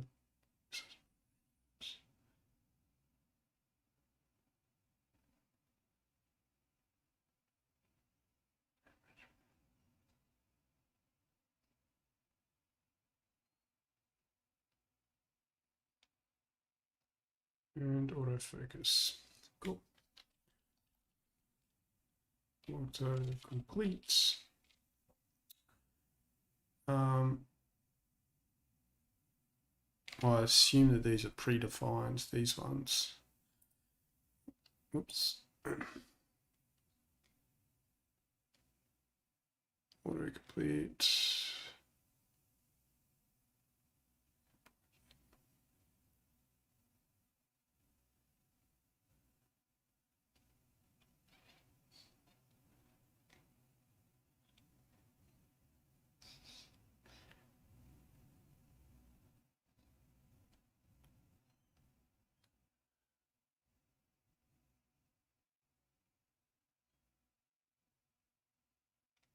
Cool. So it's going to be given name. You would assume so. So autocomplete equals consistency, given name.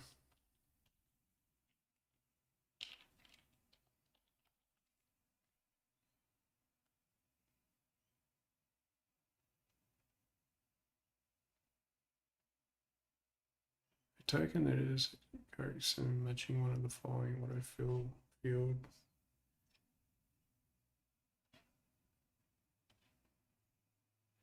I'm going to assume that these are the standards. So it'll definitely be given name, which is fine. So we've got autocomplete, autofocus, autofocus. Cool. Go back to our app. Beautiful. Now,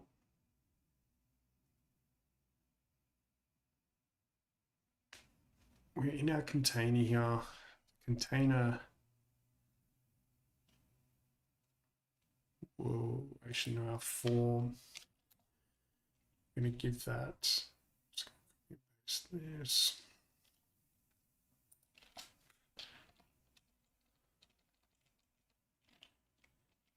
Form fields.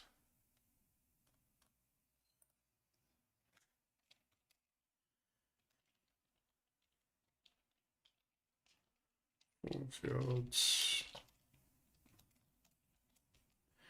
And we want the display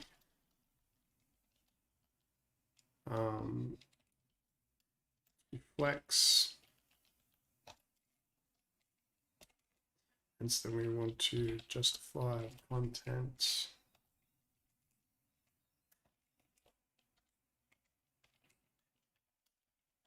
center.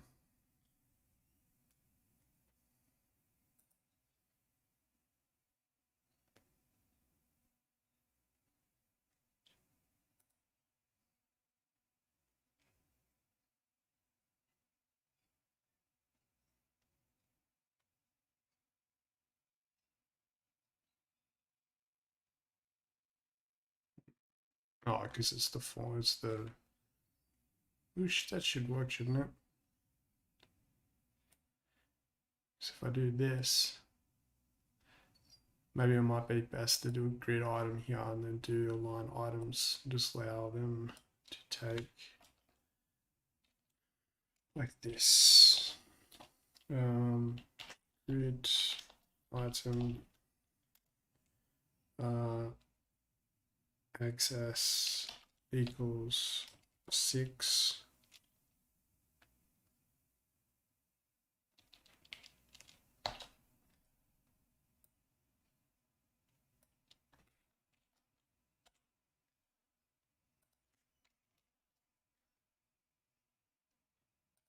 So, and then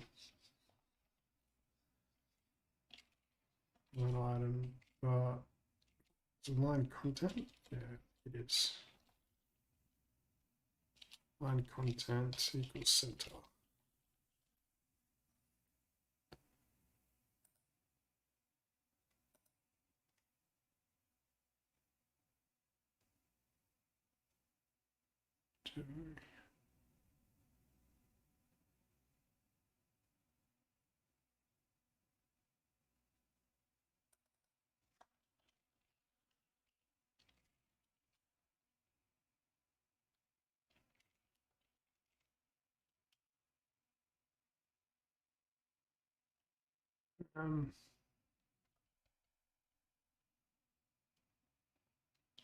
That didn't work. It was how I wanted it to.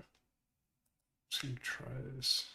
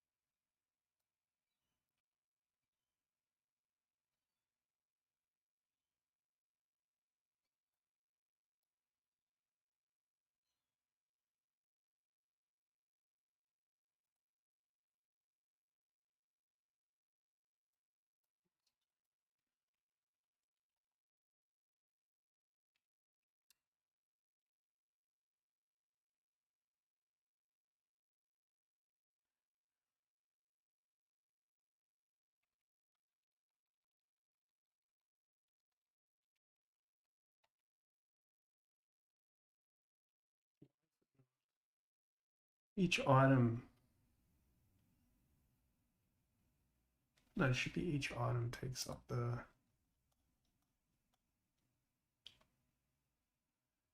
grid item access 12. If I want it not to take up 12.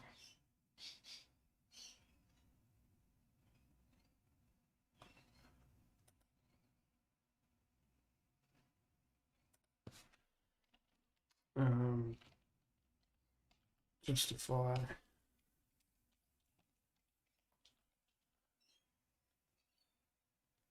So that's what I wanted there, but why is not each one going on the item? I thought that's how I did it last time.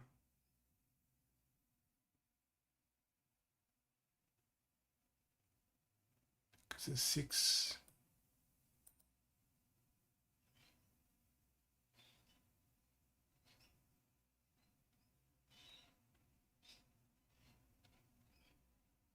I swear that's how I did it.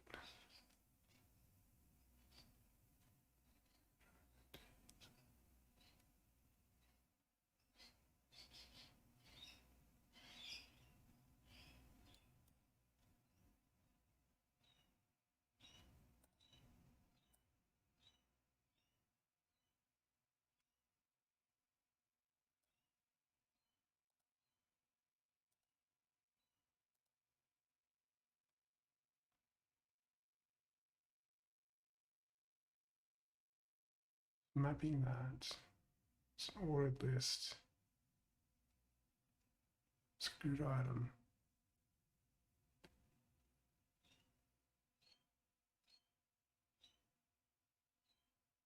It's all that stuff.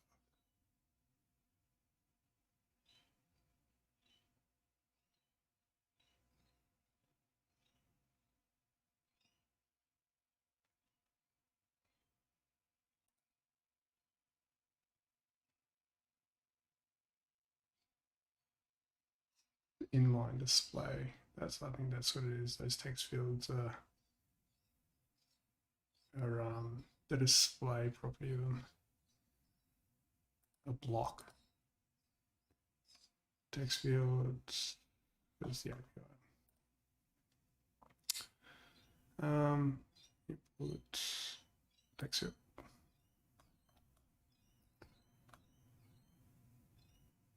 Disable width.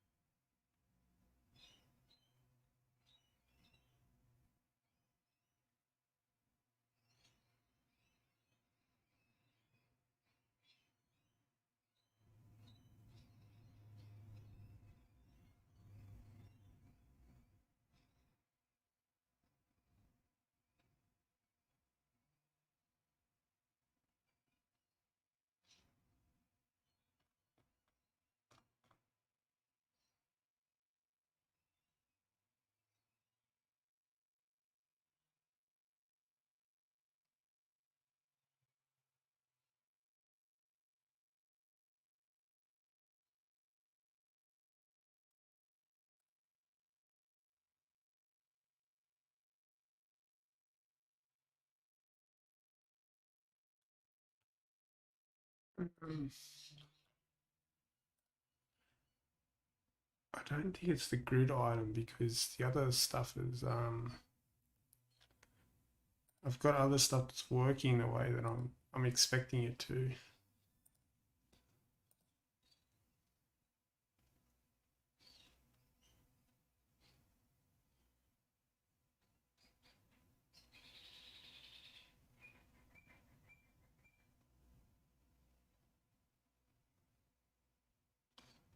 Maybe let's change the direction.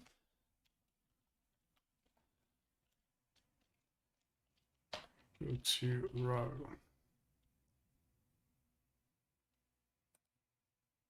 No, that's not it.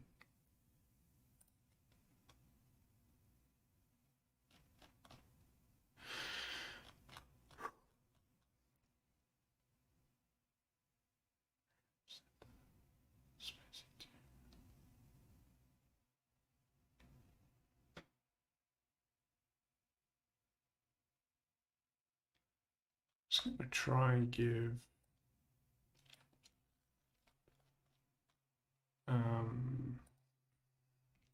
these ones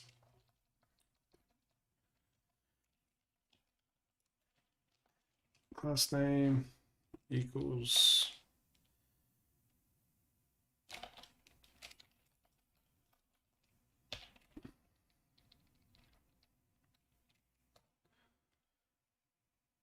let's give both these class name, and let's do display inline.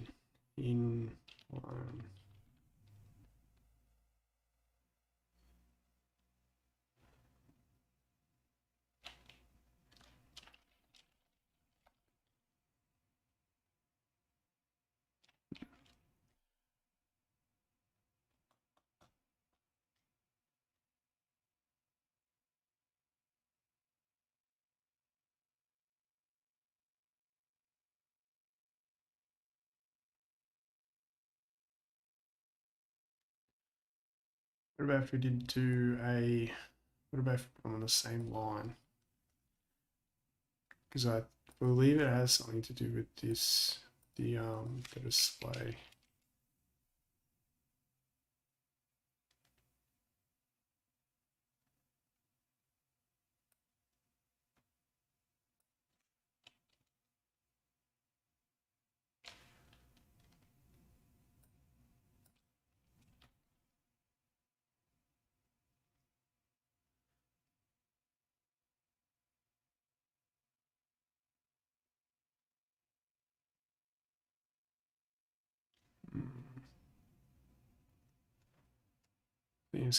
I think that has something to do with the display. We have to have a look at that later. All right, so that's what I want, but we just want some padding. How did we do? How was this done?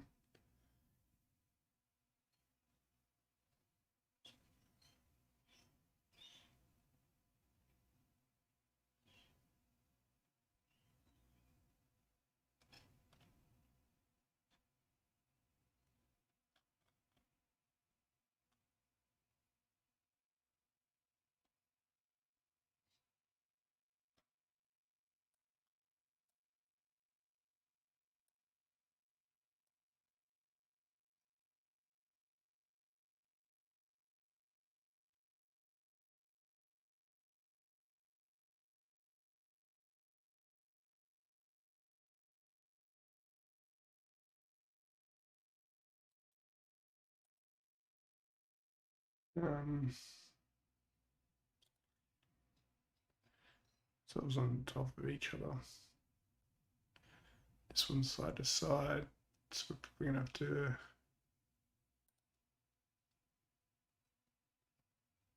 I'm also thinking of getting rid of that contact. This top section, I don't like how it's sort of looking the way it is. So we need some padding. Does this have text field, full width?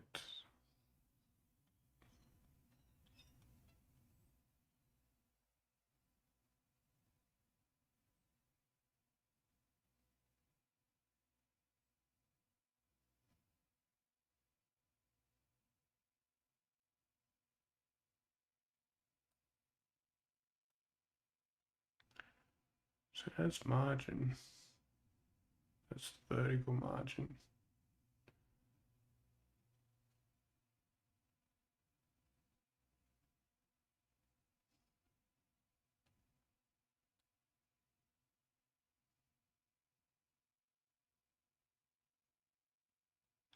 So I think it does. That's cool. Well, it's got class of form fields. So let's do a form fields. Let's get rid of the inline block. Let's get rid of the justified content. It's already doing that, handling that in the grid item. And let's do some padding. Right, and we'll make that theme dot spacing, and we'll give that a value of 2. Cool. Maybe make that a little bit bigger, a little bit more. So it's sort of pushing that over instead of going over the other side. Maybe we do some margin right. Theme dot spacing. And give that the same value.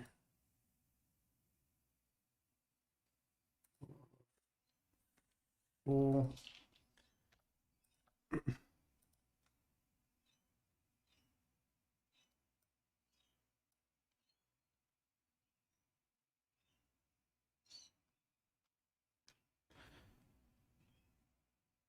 Just not changing it.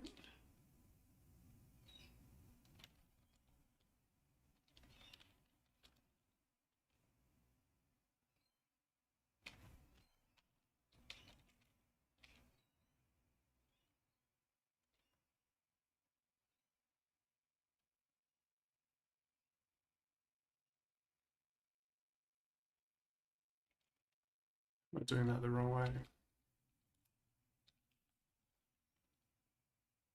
Yeah.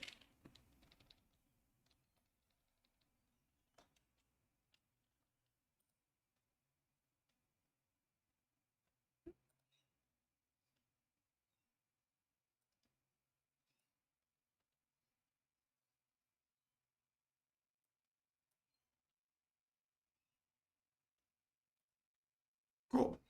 That's exactly how I wanted it. First name. That's the first name. Cool. So we did that. Now this one is going to be last name. So we can just change that.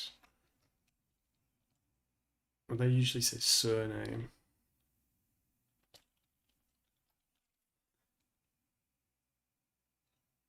I like last name better. So what have we got on here? Last name, yeah, let's do that.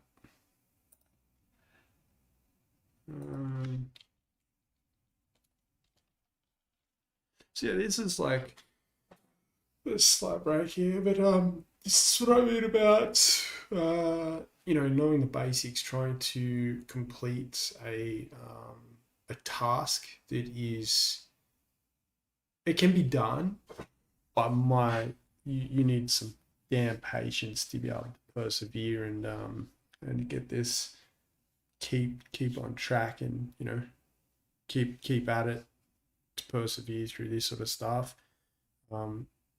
Learning how to read the documentation is just made such a massive difference to myself.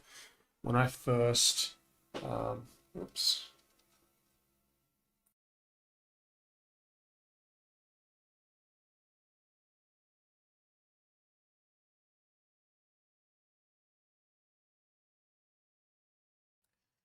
Sorry about the noise, but yeah, when I first started with Material UI, I didn't actually understand how like what it meant by like the API. It was just so foreign to me. And some of the stuff is a little bit foreign to me, just in regards to the way that it's inheriting some of the, I think that's the right word, but inheriting some of the properties. Inheriting the object. I think that's the way to say it. Anyway, let me just show you. So this stuff, global class and all this stuff. Some of these, there was like a third column there. Anyway, here, this stuff, CSS rules, all this stuff. Still don't understand this completely. But I didn't understand this stuff, but now I do. which is great because now I can look at it and say, okay, well, we can type in justify in the component for the prop.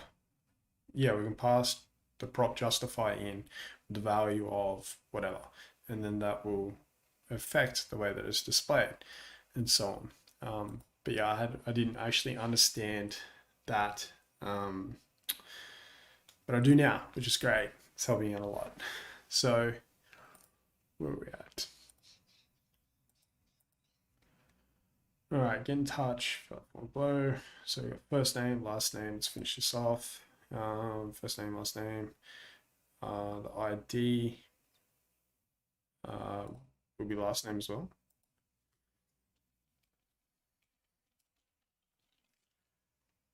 Cool. And what is the value for this? Family name.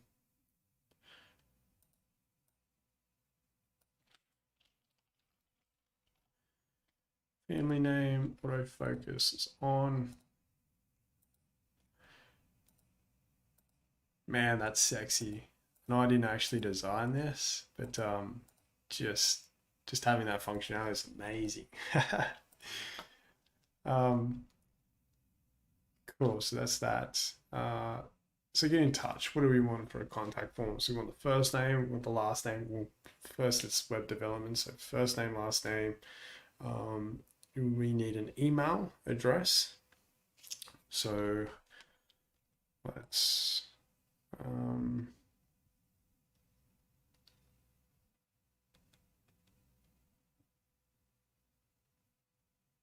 so before we do that,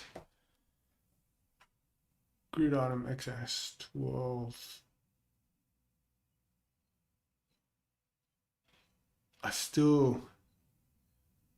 I think it might be because of the full, no.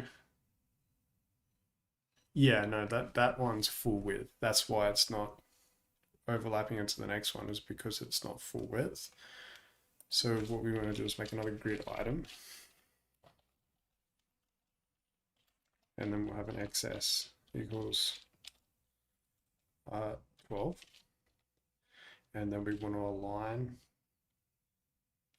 No, so get rid of the direction.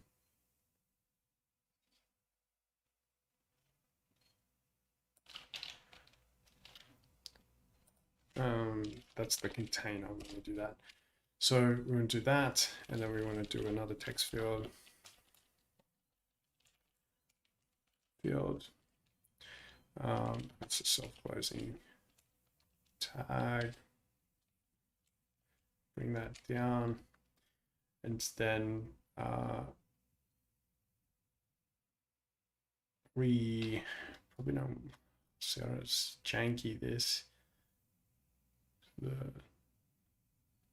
I suppose it's counteracting each other out. Oh no, it's not, because it's doing it anyway. Let's not give it a class. Let's give it a variant, which I know is janky, but I'm Noob. Variant is outlined.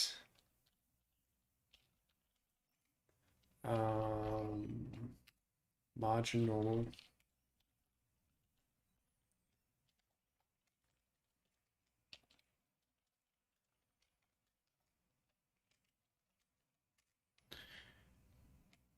Cool. Definitely required. Name equals email, and the label is email.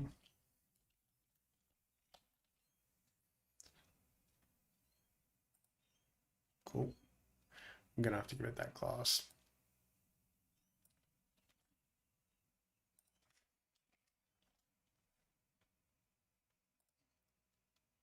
And we want to make this full width.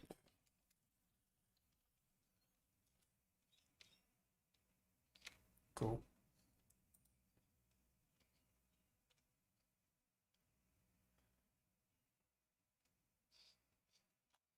we're going to have to take the margin off the left.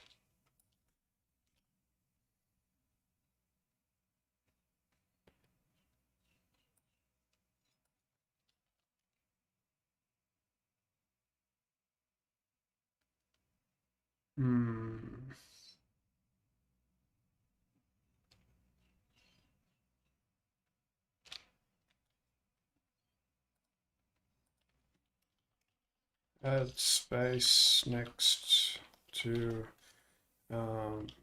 text fields,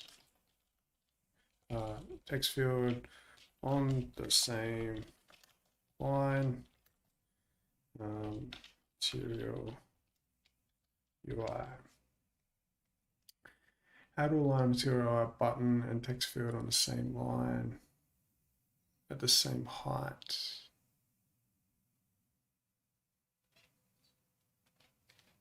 I don't think it's what we're looking for.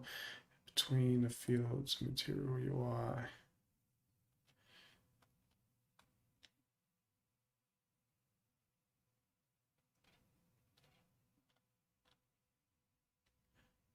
Set points, direction, set column, parent, grid, set container, add distance, use spacing. Okay. So, grid item, spacing, give that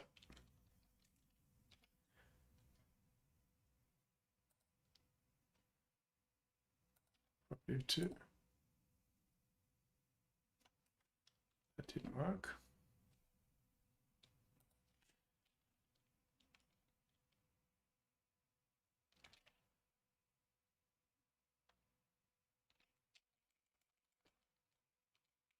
What was the one for the text field?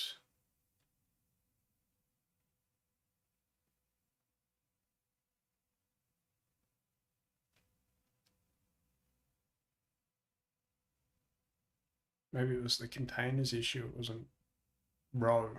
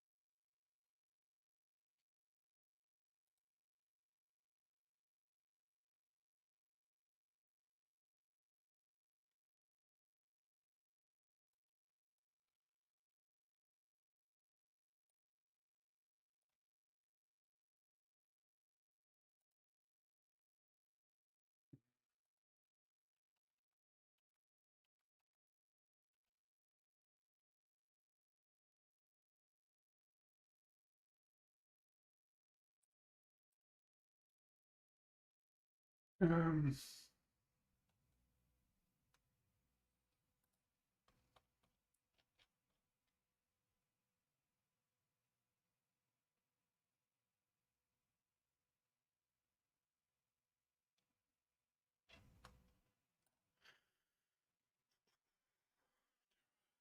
a space between 2.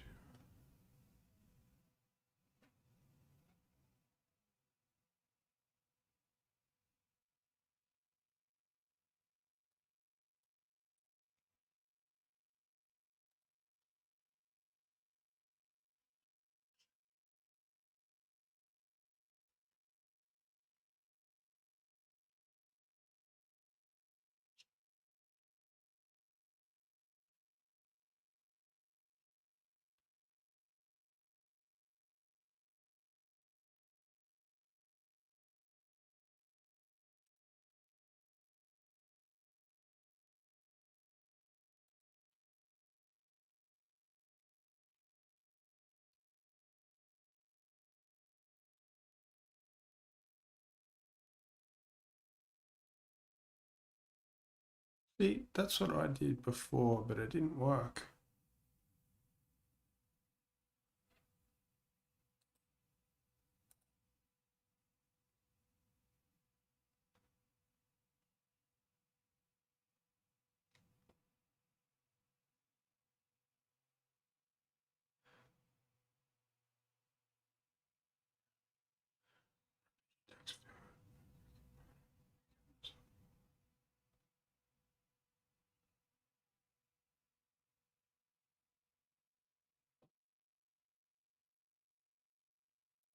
Hmm.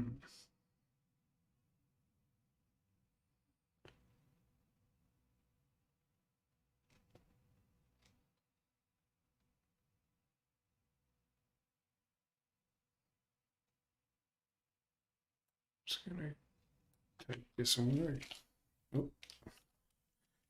I'm gonna go back to what I was trying to do before. Actually, let's redo that. No, that was all right. Um,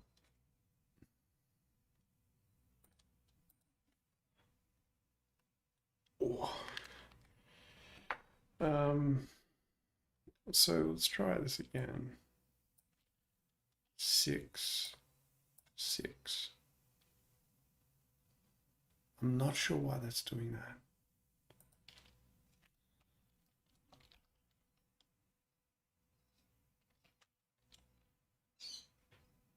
Why is it not?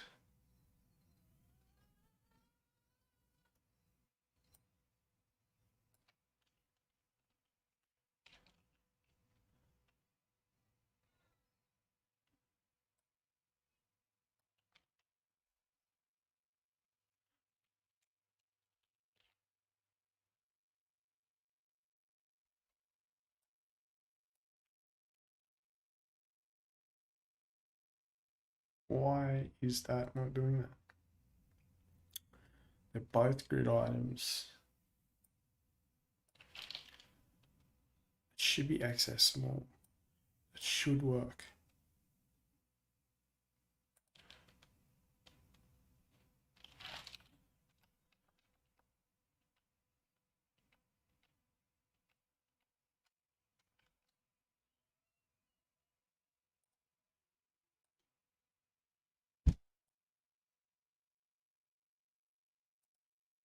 Um, I remember when the container, maybe it's the max width.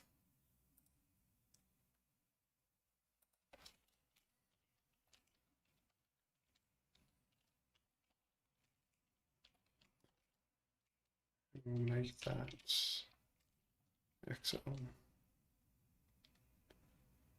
Is that right? Syntax.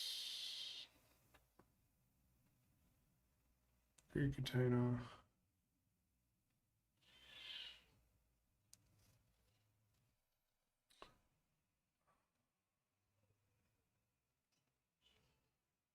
Grid item. Line center direction column.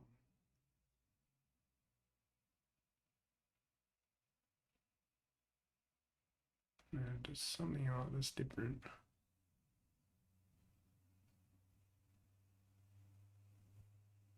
No, that's wrong. That's a different thing. That's container. This bugger. Not that one.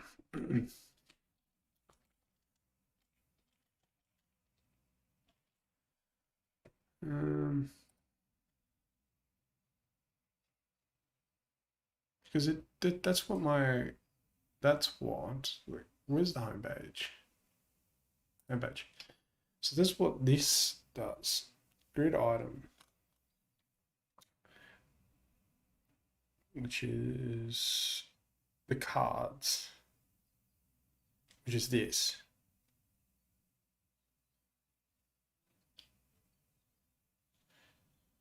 So you have the container, justify, content center, spacing is what it is. So the grid item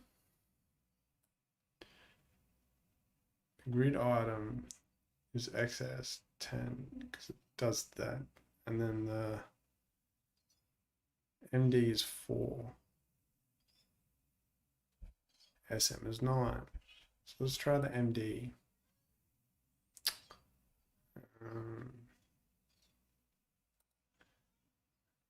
MD.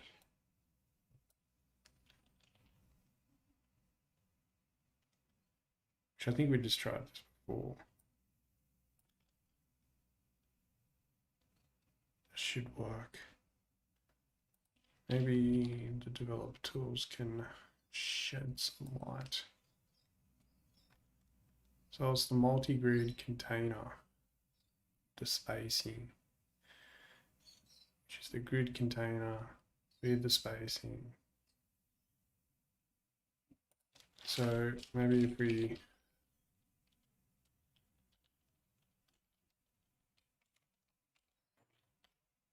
just going to turn the camera on that off for a second.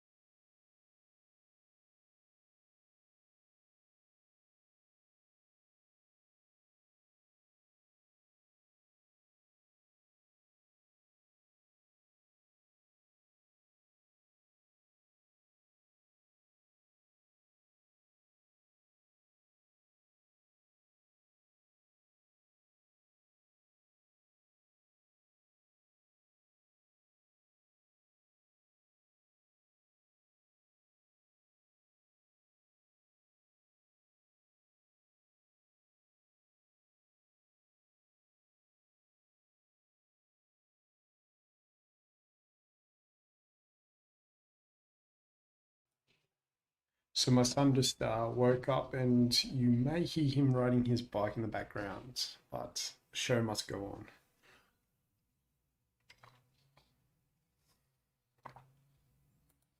on. All right, so we got a line, maybe a line content, and set that equal to center.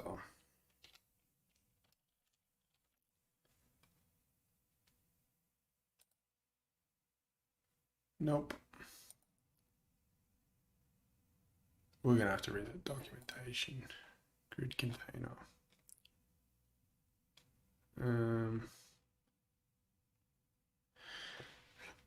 All right, so we got the grid.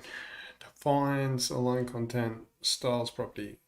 It's applied for screen sizes. Line items. See, that's what I thought it was. Line items.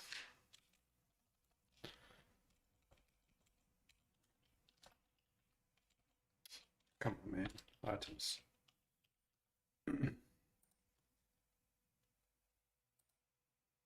And this is very starting to get frustrating.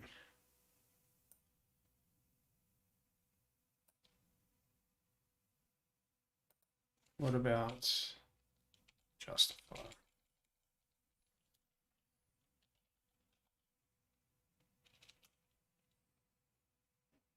Nope. Flex start.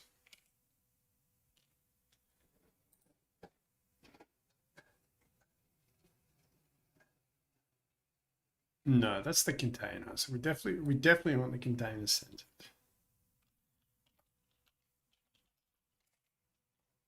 That's 100%. We want the damn items that are the issue.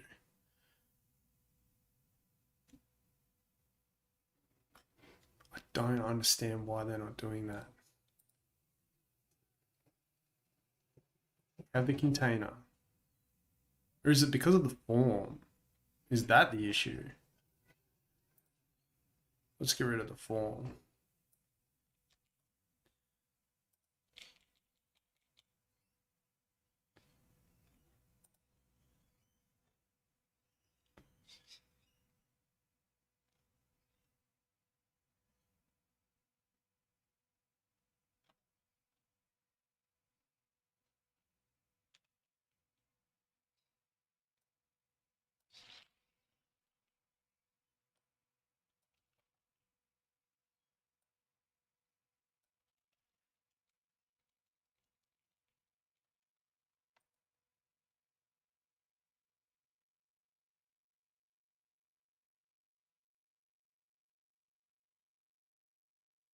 Well, we have two justifiers. We definitely don't need that.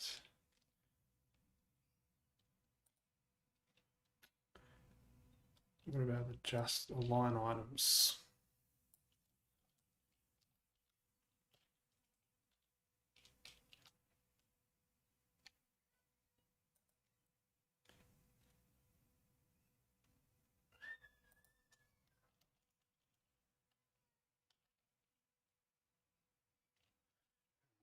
Content.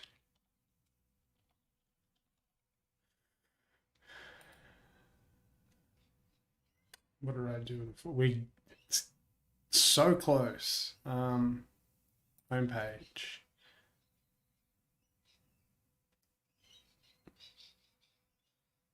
So it was just justify.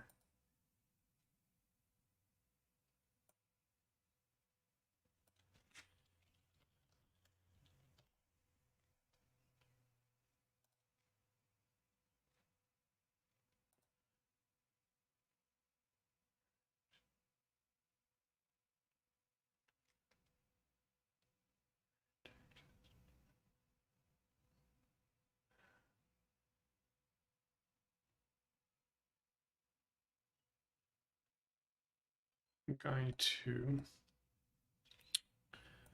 going to allow this to take up 12. I'm going to uncomment this. I'm going to wrap this in its own grid item with a extra small value of 6. Close that off. We're going to take closing tag, copy that, bring it down here, paste that sucker in there.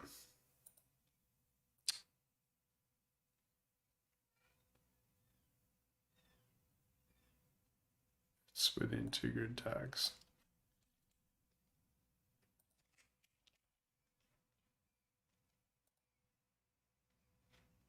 This one could be full width, which is the email.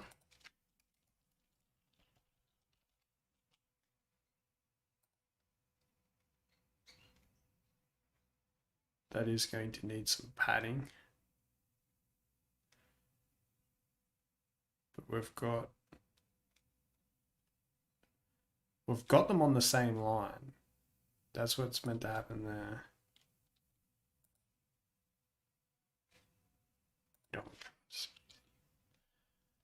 We're just justified. Just 10.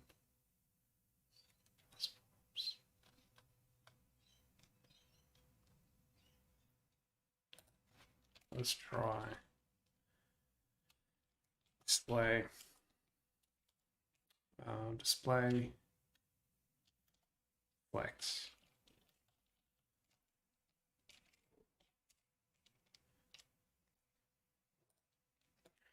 And that is exactly what I wanted to do. Jeez. So it's the form. So basically, if we put the form back in and we do flex, that should work. My boy there. I've been struggling this damn box not aligning on the same damn line for the last probably half an hour. So I'm glad you just got here because you just saved yourself some serious glass eating pain. All right. So now that we've done that, we can make our container not full width, which I'll go back to grid.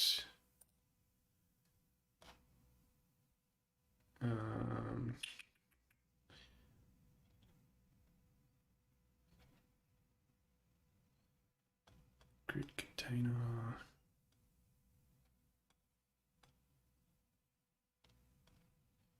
Split grids.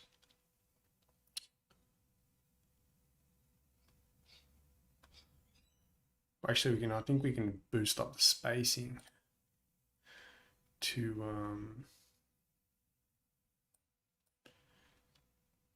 make it smaller. Nope.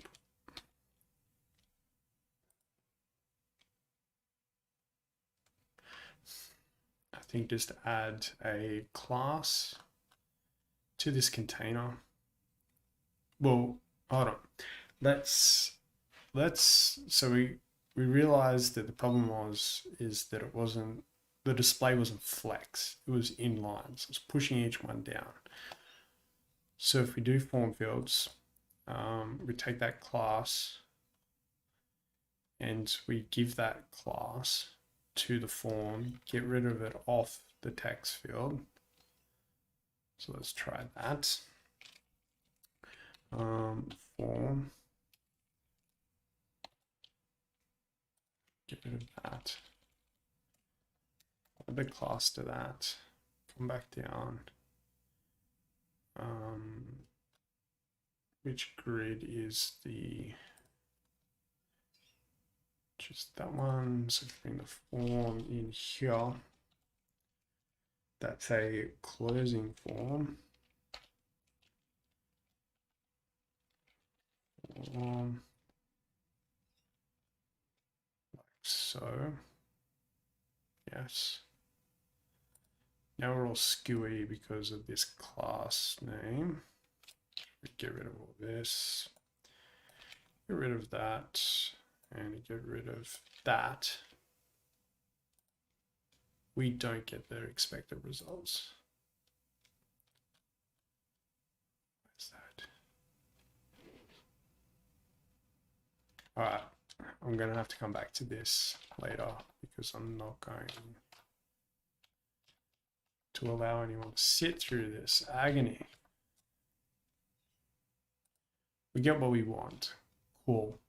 So let's add some margin. Well, let's see if the padding will work. Padding rights, and let's make this theme spacing with a spacing value of 8. That didn't work because we need to give the container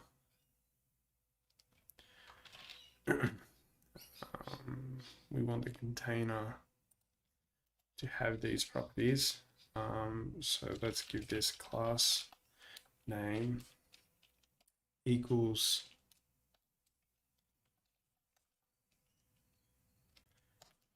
classes dot form container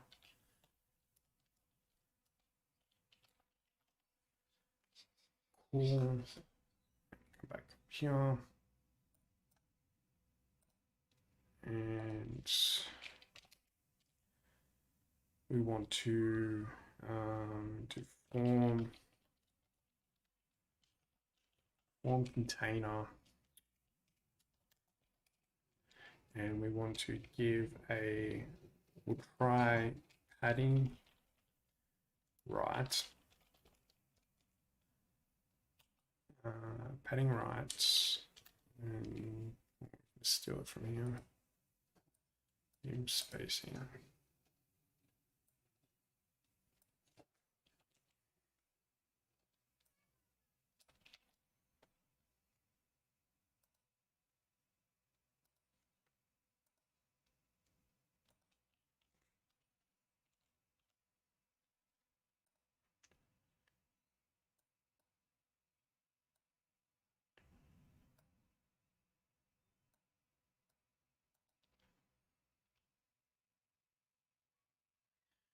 So it wasn't padding, it's margin.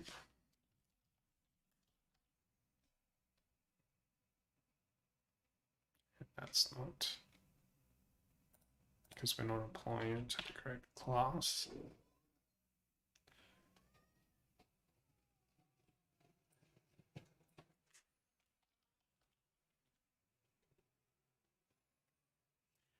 That's exactly what result we wanted. So if we do copy this, and we go padding left,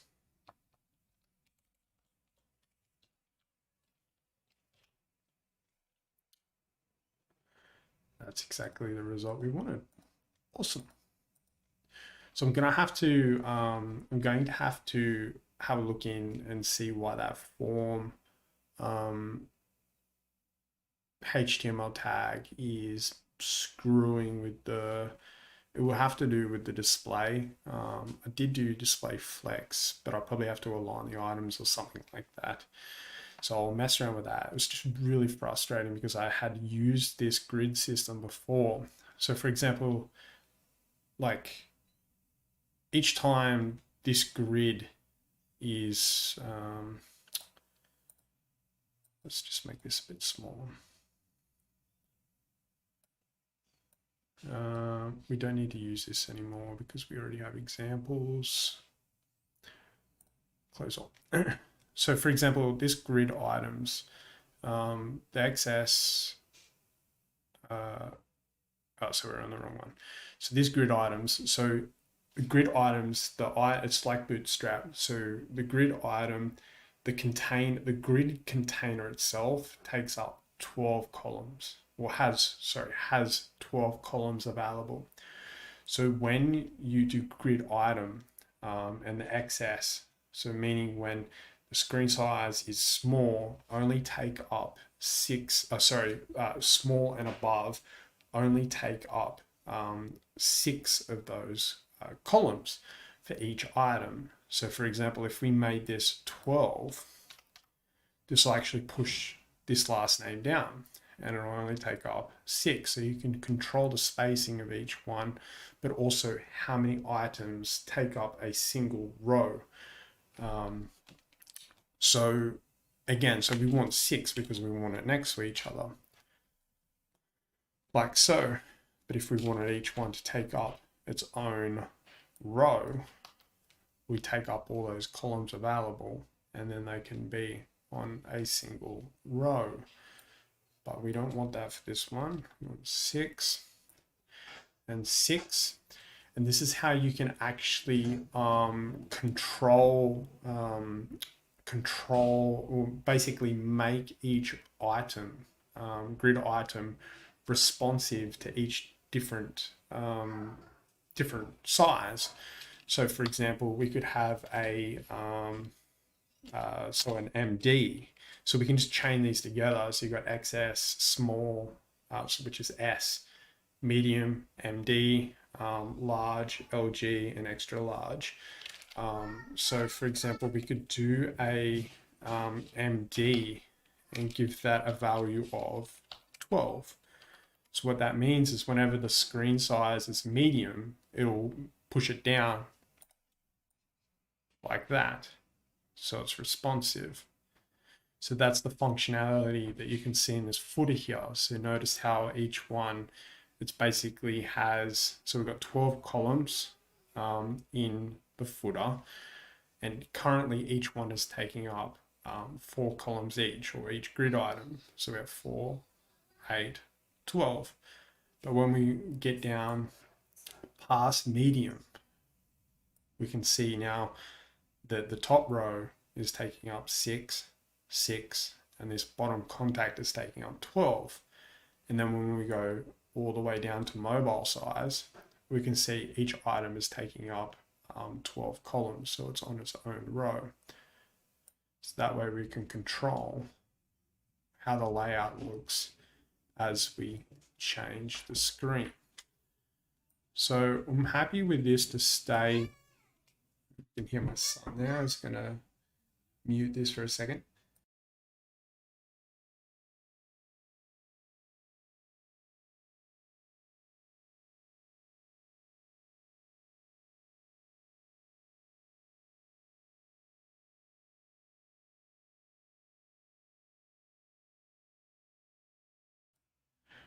Cool. So as you can see, we can control the size, but notice how when we get to like full width, the they continue to grow. So we can actually control the width with media queries, or break. So you can control it with media queries, or use the built-in Material UI breakpoints, which you can see. I believe I have it on the home page. You can see here, so you've got theme breakpoint. So whenever the screen goes below, is going down to the extra small, you can change the properties of the that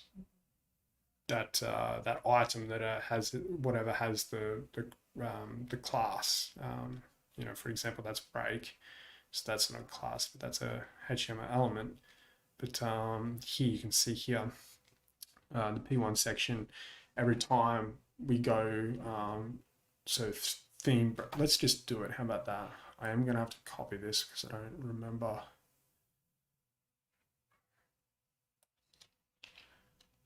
Code offhand, but we'll have to do this for the form fields. So the form fields, so we can come down, we can add the breakpoints. So each time, so we don't want padding top and bottom, we want the padding top and left. Sorry, right and left. So what we can do is we can control the padding on the side, so it actually will condense it down the smaller that we go. So you notice how that padding kicks in once we get to that break point. So we want, instead of going down, we want to go up. So every time we go up off that, we're going to allow it to, I think that's the way I did it. Maybe go down. No, it definitely want it up. I think it's just doing that until it hits that point. Yeah. And then it'll shrink as we go down. But that spacing in between is a little bit jank, so I'll try MD. What am I trying to do? every time we go past large, LG, I want the spacing to be, let's do 38.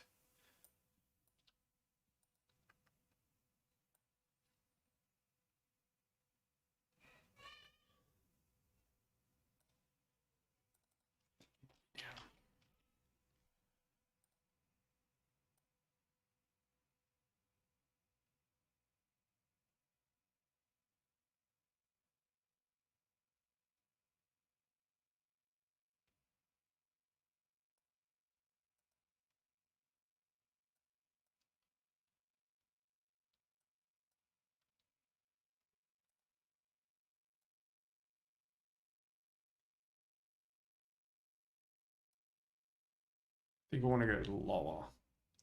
So LG spacing, we're going to make it 10.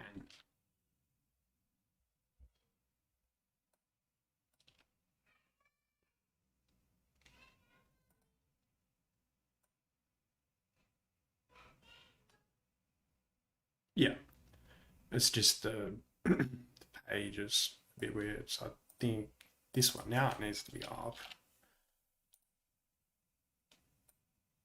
Yeah, there we go. So it's just the spacing, which I believe can be changed. That's the container. This is the spacing. So we actually don't want padding left and right on the form fields themselves. We want to do this on the container. Sorry, I mixed that up. My bad. So what we need to do is copy this. Copy. I was getting confused there. Like so. Which is always going to be that size because I did that wrong. And we wanted this to be, let's try 48 to start with. Yeah, there we go. So you can see how it's much smaller now.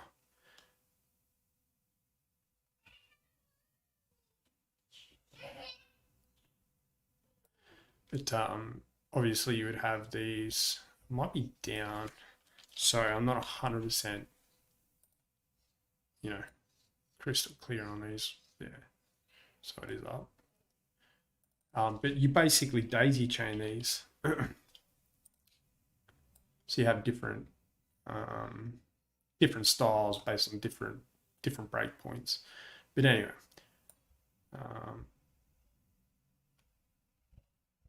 so you can see how it changes a bit there.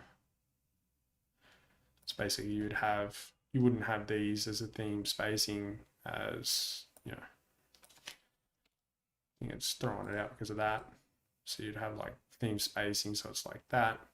But then as you get bigger, and then it shrinks down like that. And you could have that as maybe medium instead. So a bit more fluid.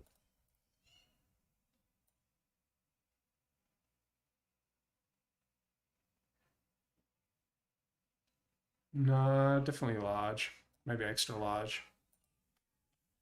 I'm just going to try it down for a sec.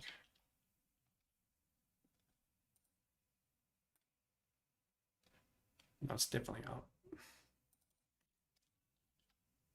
And we want extra large. There we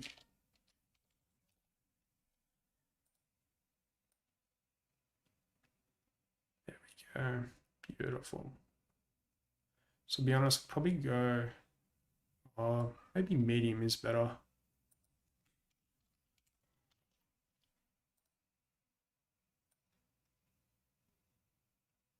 See, I don't like that. So it's going to have to be large than medium. So be large. And then we copy this. We can daisy chain it.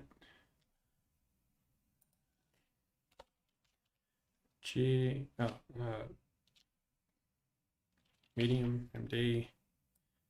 And maybe make this 38.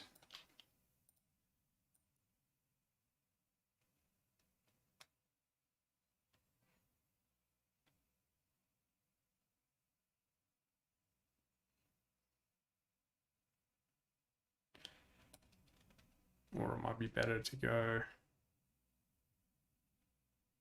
Anyway, you get the point. It's probably better to go extra large, go up one instead of coming down. So we do extra large like this, extra large, come down, this a medium, and this can be a small.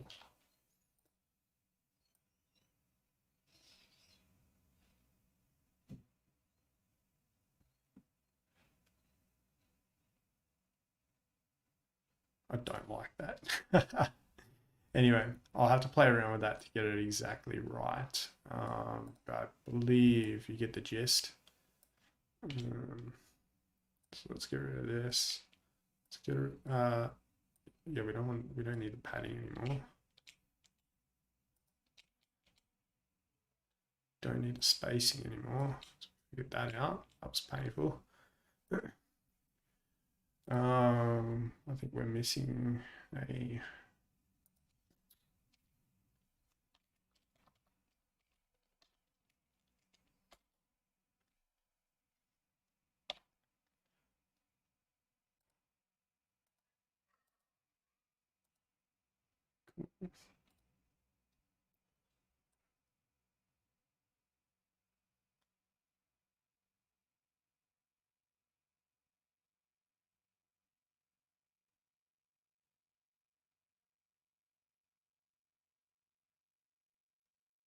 Awesome.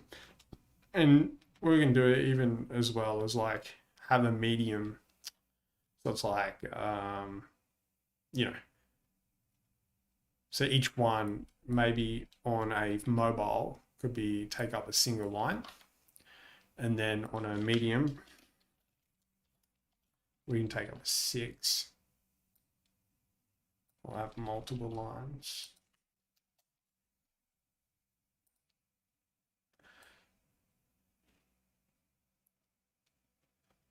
Like that. But that's jank as. You don't want that small. That's not, shouldn't do that. I'll have to play with the other stuff. But anyway, that's not too bad. Now, we got a text field, we've got a grid item here. We've got a text field, grid item here. Just trying to find out why those spacings are the way they are, which I think might have to do with class, this full width attribute here, which we can change if it's a particular, oh, actually no, I don't think we can. We change that. No, it didn't change it. Must be full width.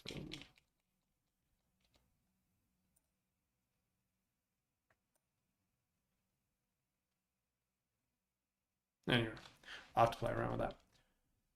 But I still want to know why that spacing is the way it is.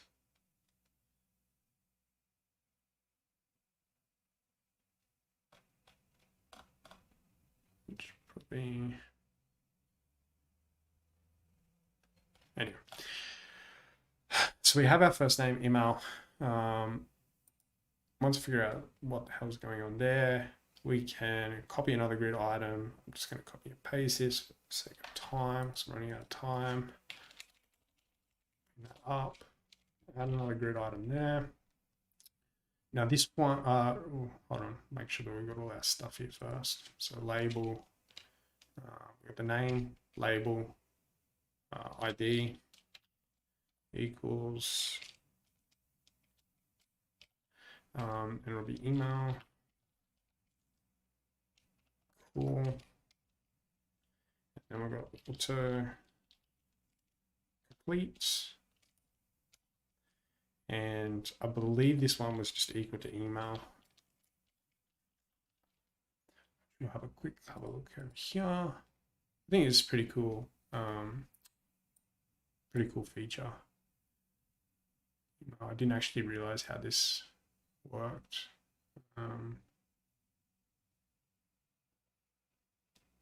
Where is it? Give a name.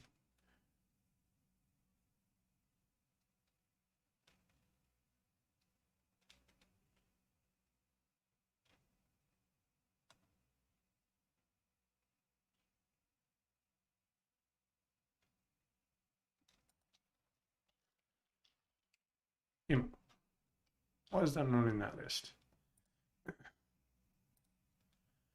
So we've got email for autocomplete and autofocus. Yes, we would like that feature.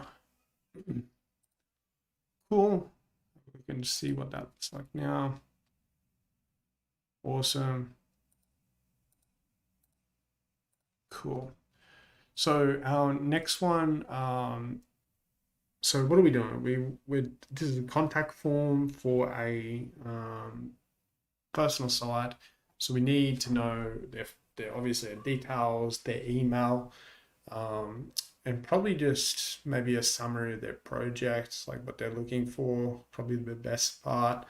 I would like to add their project budget, so like what they're willing to spend on the project, but that's probably going to change anyway once once you talk to the client.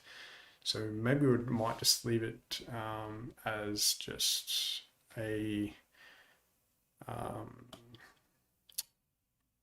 message. It's probably the best one to do it. So we need to go back to the text field because there was different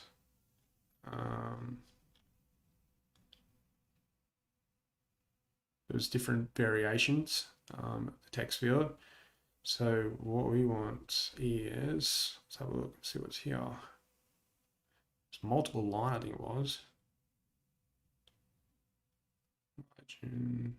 Yeah, multi-line.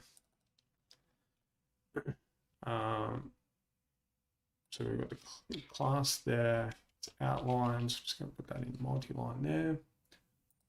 Have a look at that. And I think we're going to need to add style to this. I think that's how they're doing it, because that's not going to work with us in regards to the height. Inputs, text field. So that, this, it's multi-line, default. So how are they controlling the height? Margin, doesn't look like they're applying a style to it. Let's go the bottom one.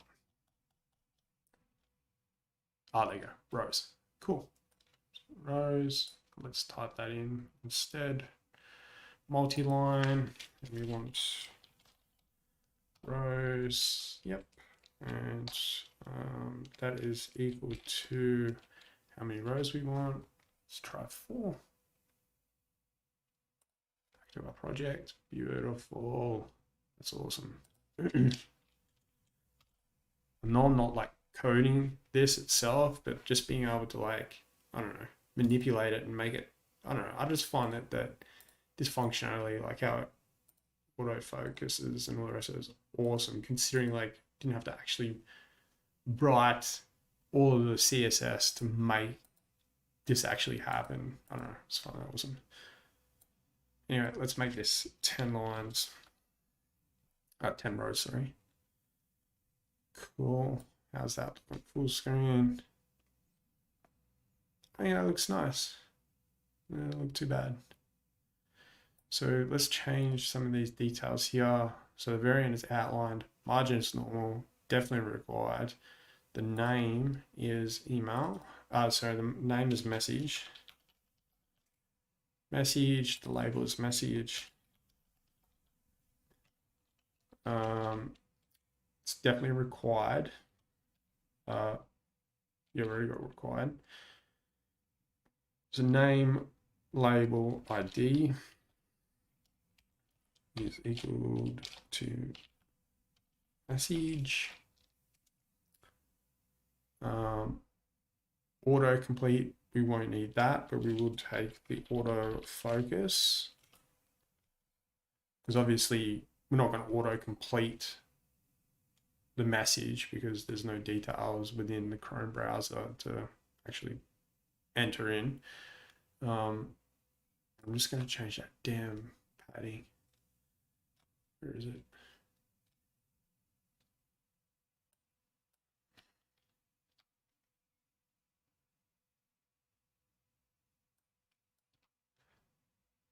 That's a bit too much.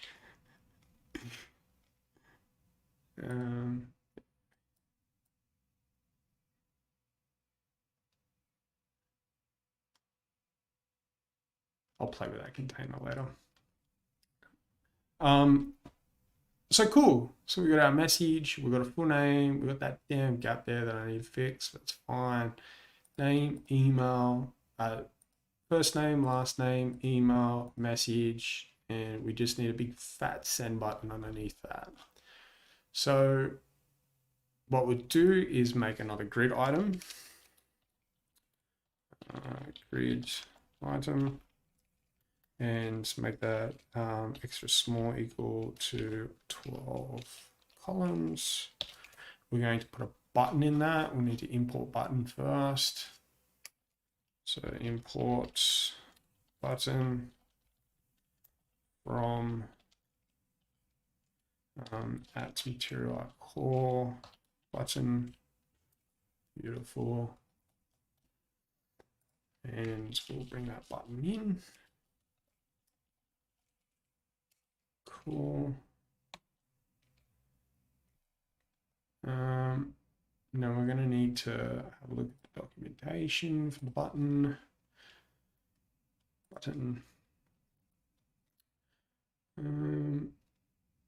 Cool. So, yeah.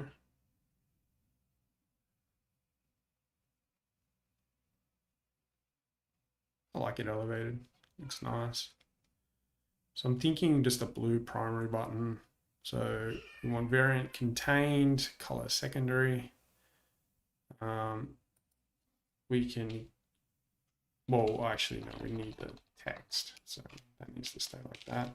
So we can, I think we need to bring in this typography. Might be wrong, but anyway, I'm going to do it and say, maybe just send a message. And before we do that, I want to do the variant is equal to contained. Cool. And then the color, and that's equal to I think it was secondary. Just need to change these so consistent.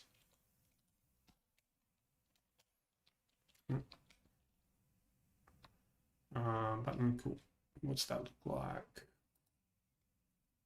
There it is. Don't like that. I think it might have been primary. What do we got? We got default. Yeah, it was primary. Oh, it says it on the damn button.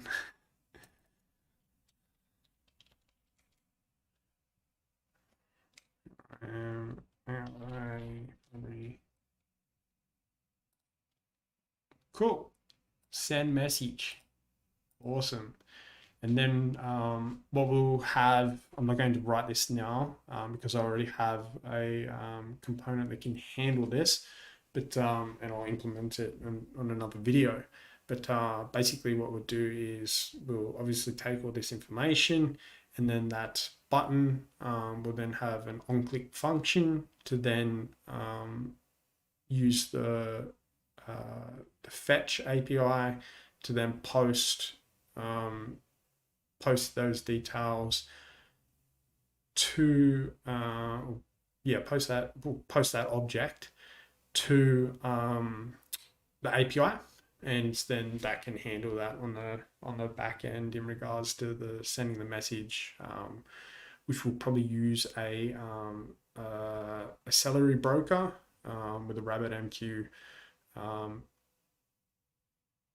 Yeah, with RabbitMQ.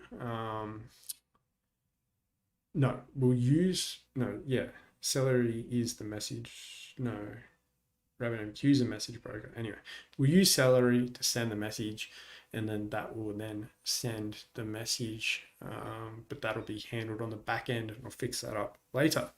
So here is our janky as contact page.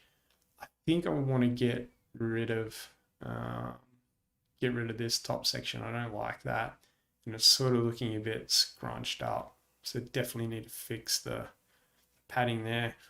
Another way to handle the that I just remembered, we can get rid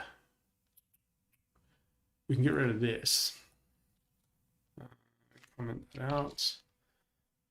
And we can actually make the grid spacings smaller than what they are. So we can do, so only take up 4 columns. And we can see how that shrunk that down. So I'm thinking we might do that. So we can just copy and paste. Well, that'll be 8 for the full size ones because they're on the same row. Just make that 8.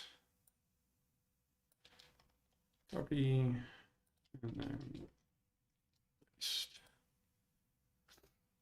And that one will need to do the same for the button. Cool. So it's looking a little bit better. Maybe a little bit more. I think it's fine for this. We could even make it a little bit smaller. But in regards to this bad boy, I think we'll maybe do an X, maybe do a large. LG equals, we might do a 8, 9. Well, that'll be a single row, so it'll be, I've got to be careful here. Maybe a 7. So if I do 6, it'll equal 12. I don't want them to be on the same. It's not the same one. And then these ones will need to be, I think, 3.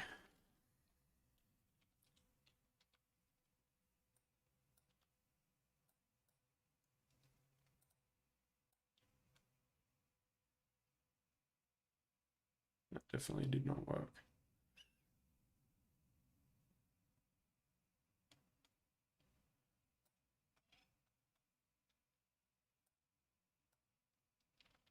So if I do these on 6, they're gonna join.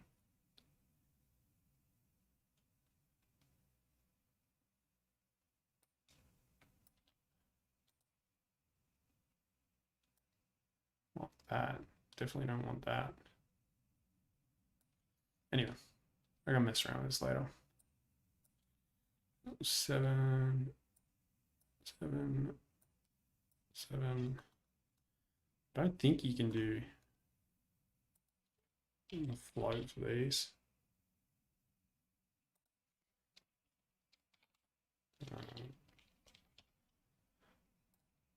Yeah, you definitely can't do a float.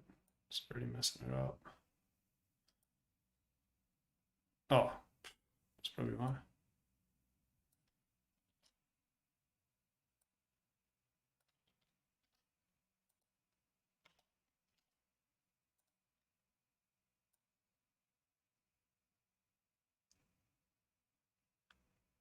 Um,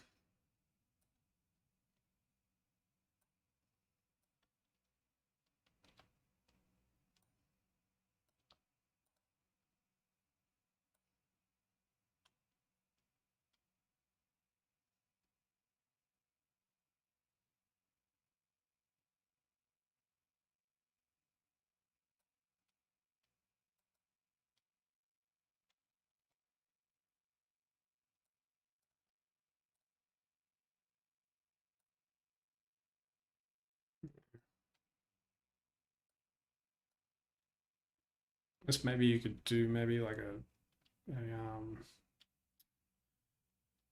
3 and a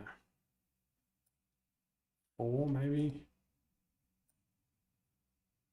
Yeah, that works. Looks weird, but it works. Anyway, so yeah, so that's how you can control the sizing of these suckers. Let's change this back. 4.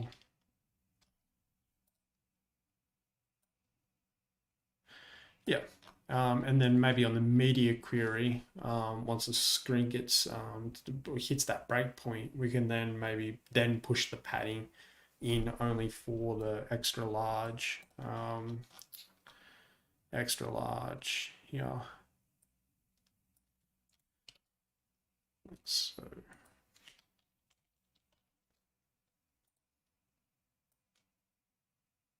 like that, beautiful.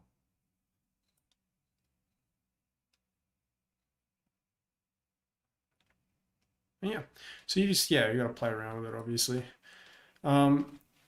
So, and same as that one, I don't like how it's like that. So make it smaller again. But yeah, I'm thinking maybe it might be a good idea to just get rid of this contact up the top. Because the only reason with the contact, not that contact is really a big issue for SEO, but you want the H1 as the like what the page is. But I think maybe just we'll get rid of that contact at the top. Fill out your details below, which was just this one. The divider was the last. That. And boom. I think that looks not too bad. Obviously, we could use some padding at the top, but I think I'm going to leave that one there. So first thing we need to do is we need to, we should have did this before. But first we'll get out of our node server. You could have just opened up another terminal, and we need to get add -a for all. Then we want to get commit. And again, from what I've been reading, it's a good idea to break this up into smaller components. So what I should do was did the hero heading, which is like get in touch and that, commit that, then worked on the form itself, then committed that, rather than committing everything at once, because the way that Git's meant to be used is like, it's version control. So you're checking the code of each piece that you're implementing. So, instead of implementing the entire damn contact page, you want to, check, each individual item, or each, component that you're putting in there.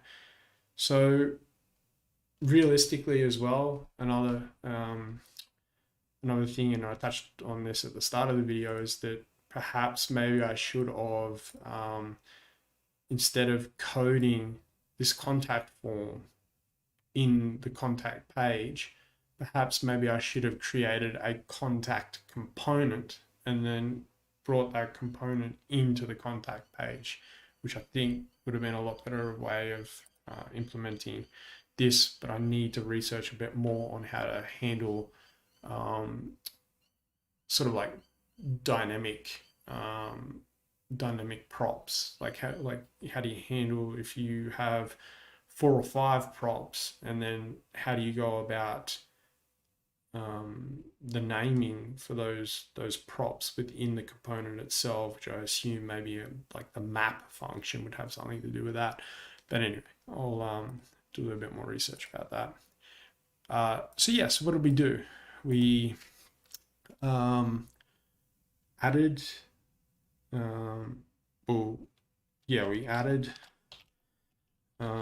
we added a the hero heading, and yeah, well, we added a hero heading for the contact page. Heading for the contact page. We also added the contact form for the contact page, but it will most likely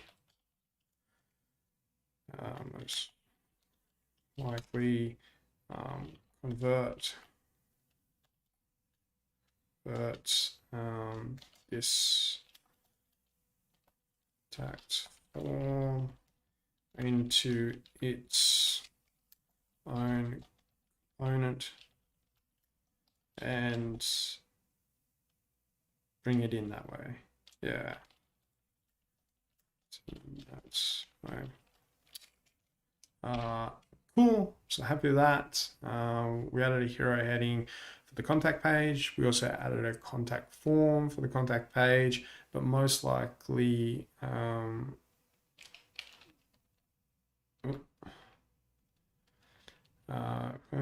we also added a contact form for the contact page.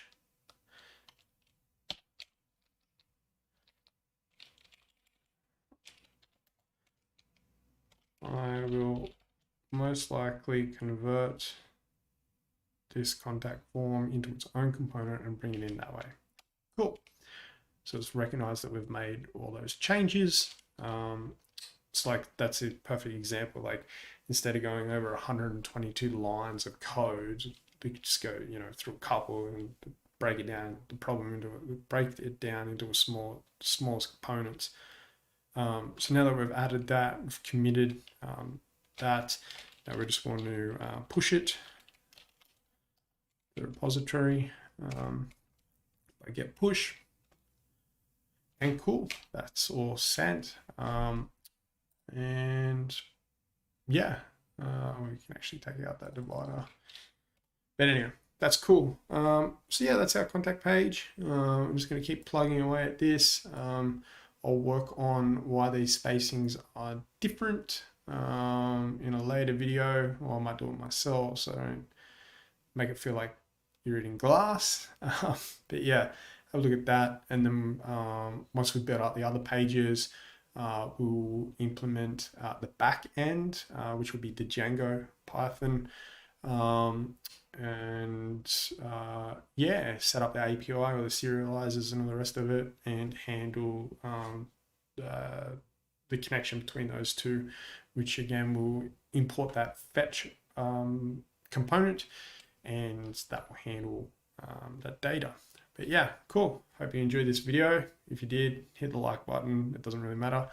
But yeah, I'll keep making videos like this. Just a quick note that the channel won't change straight away, but I think it's within the next 30 days. So this is a different channel to the one that I'm trying to post all this stuff on, which will be my main channel. But yeah, cool. Anyway, have a great night. Peace out and happy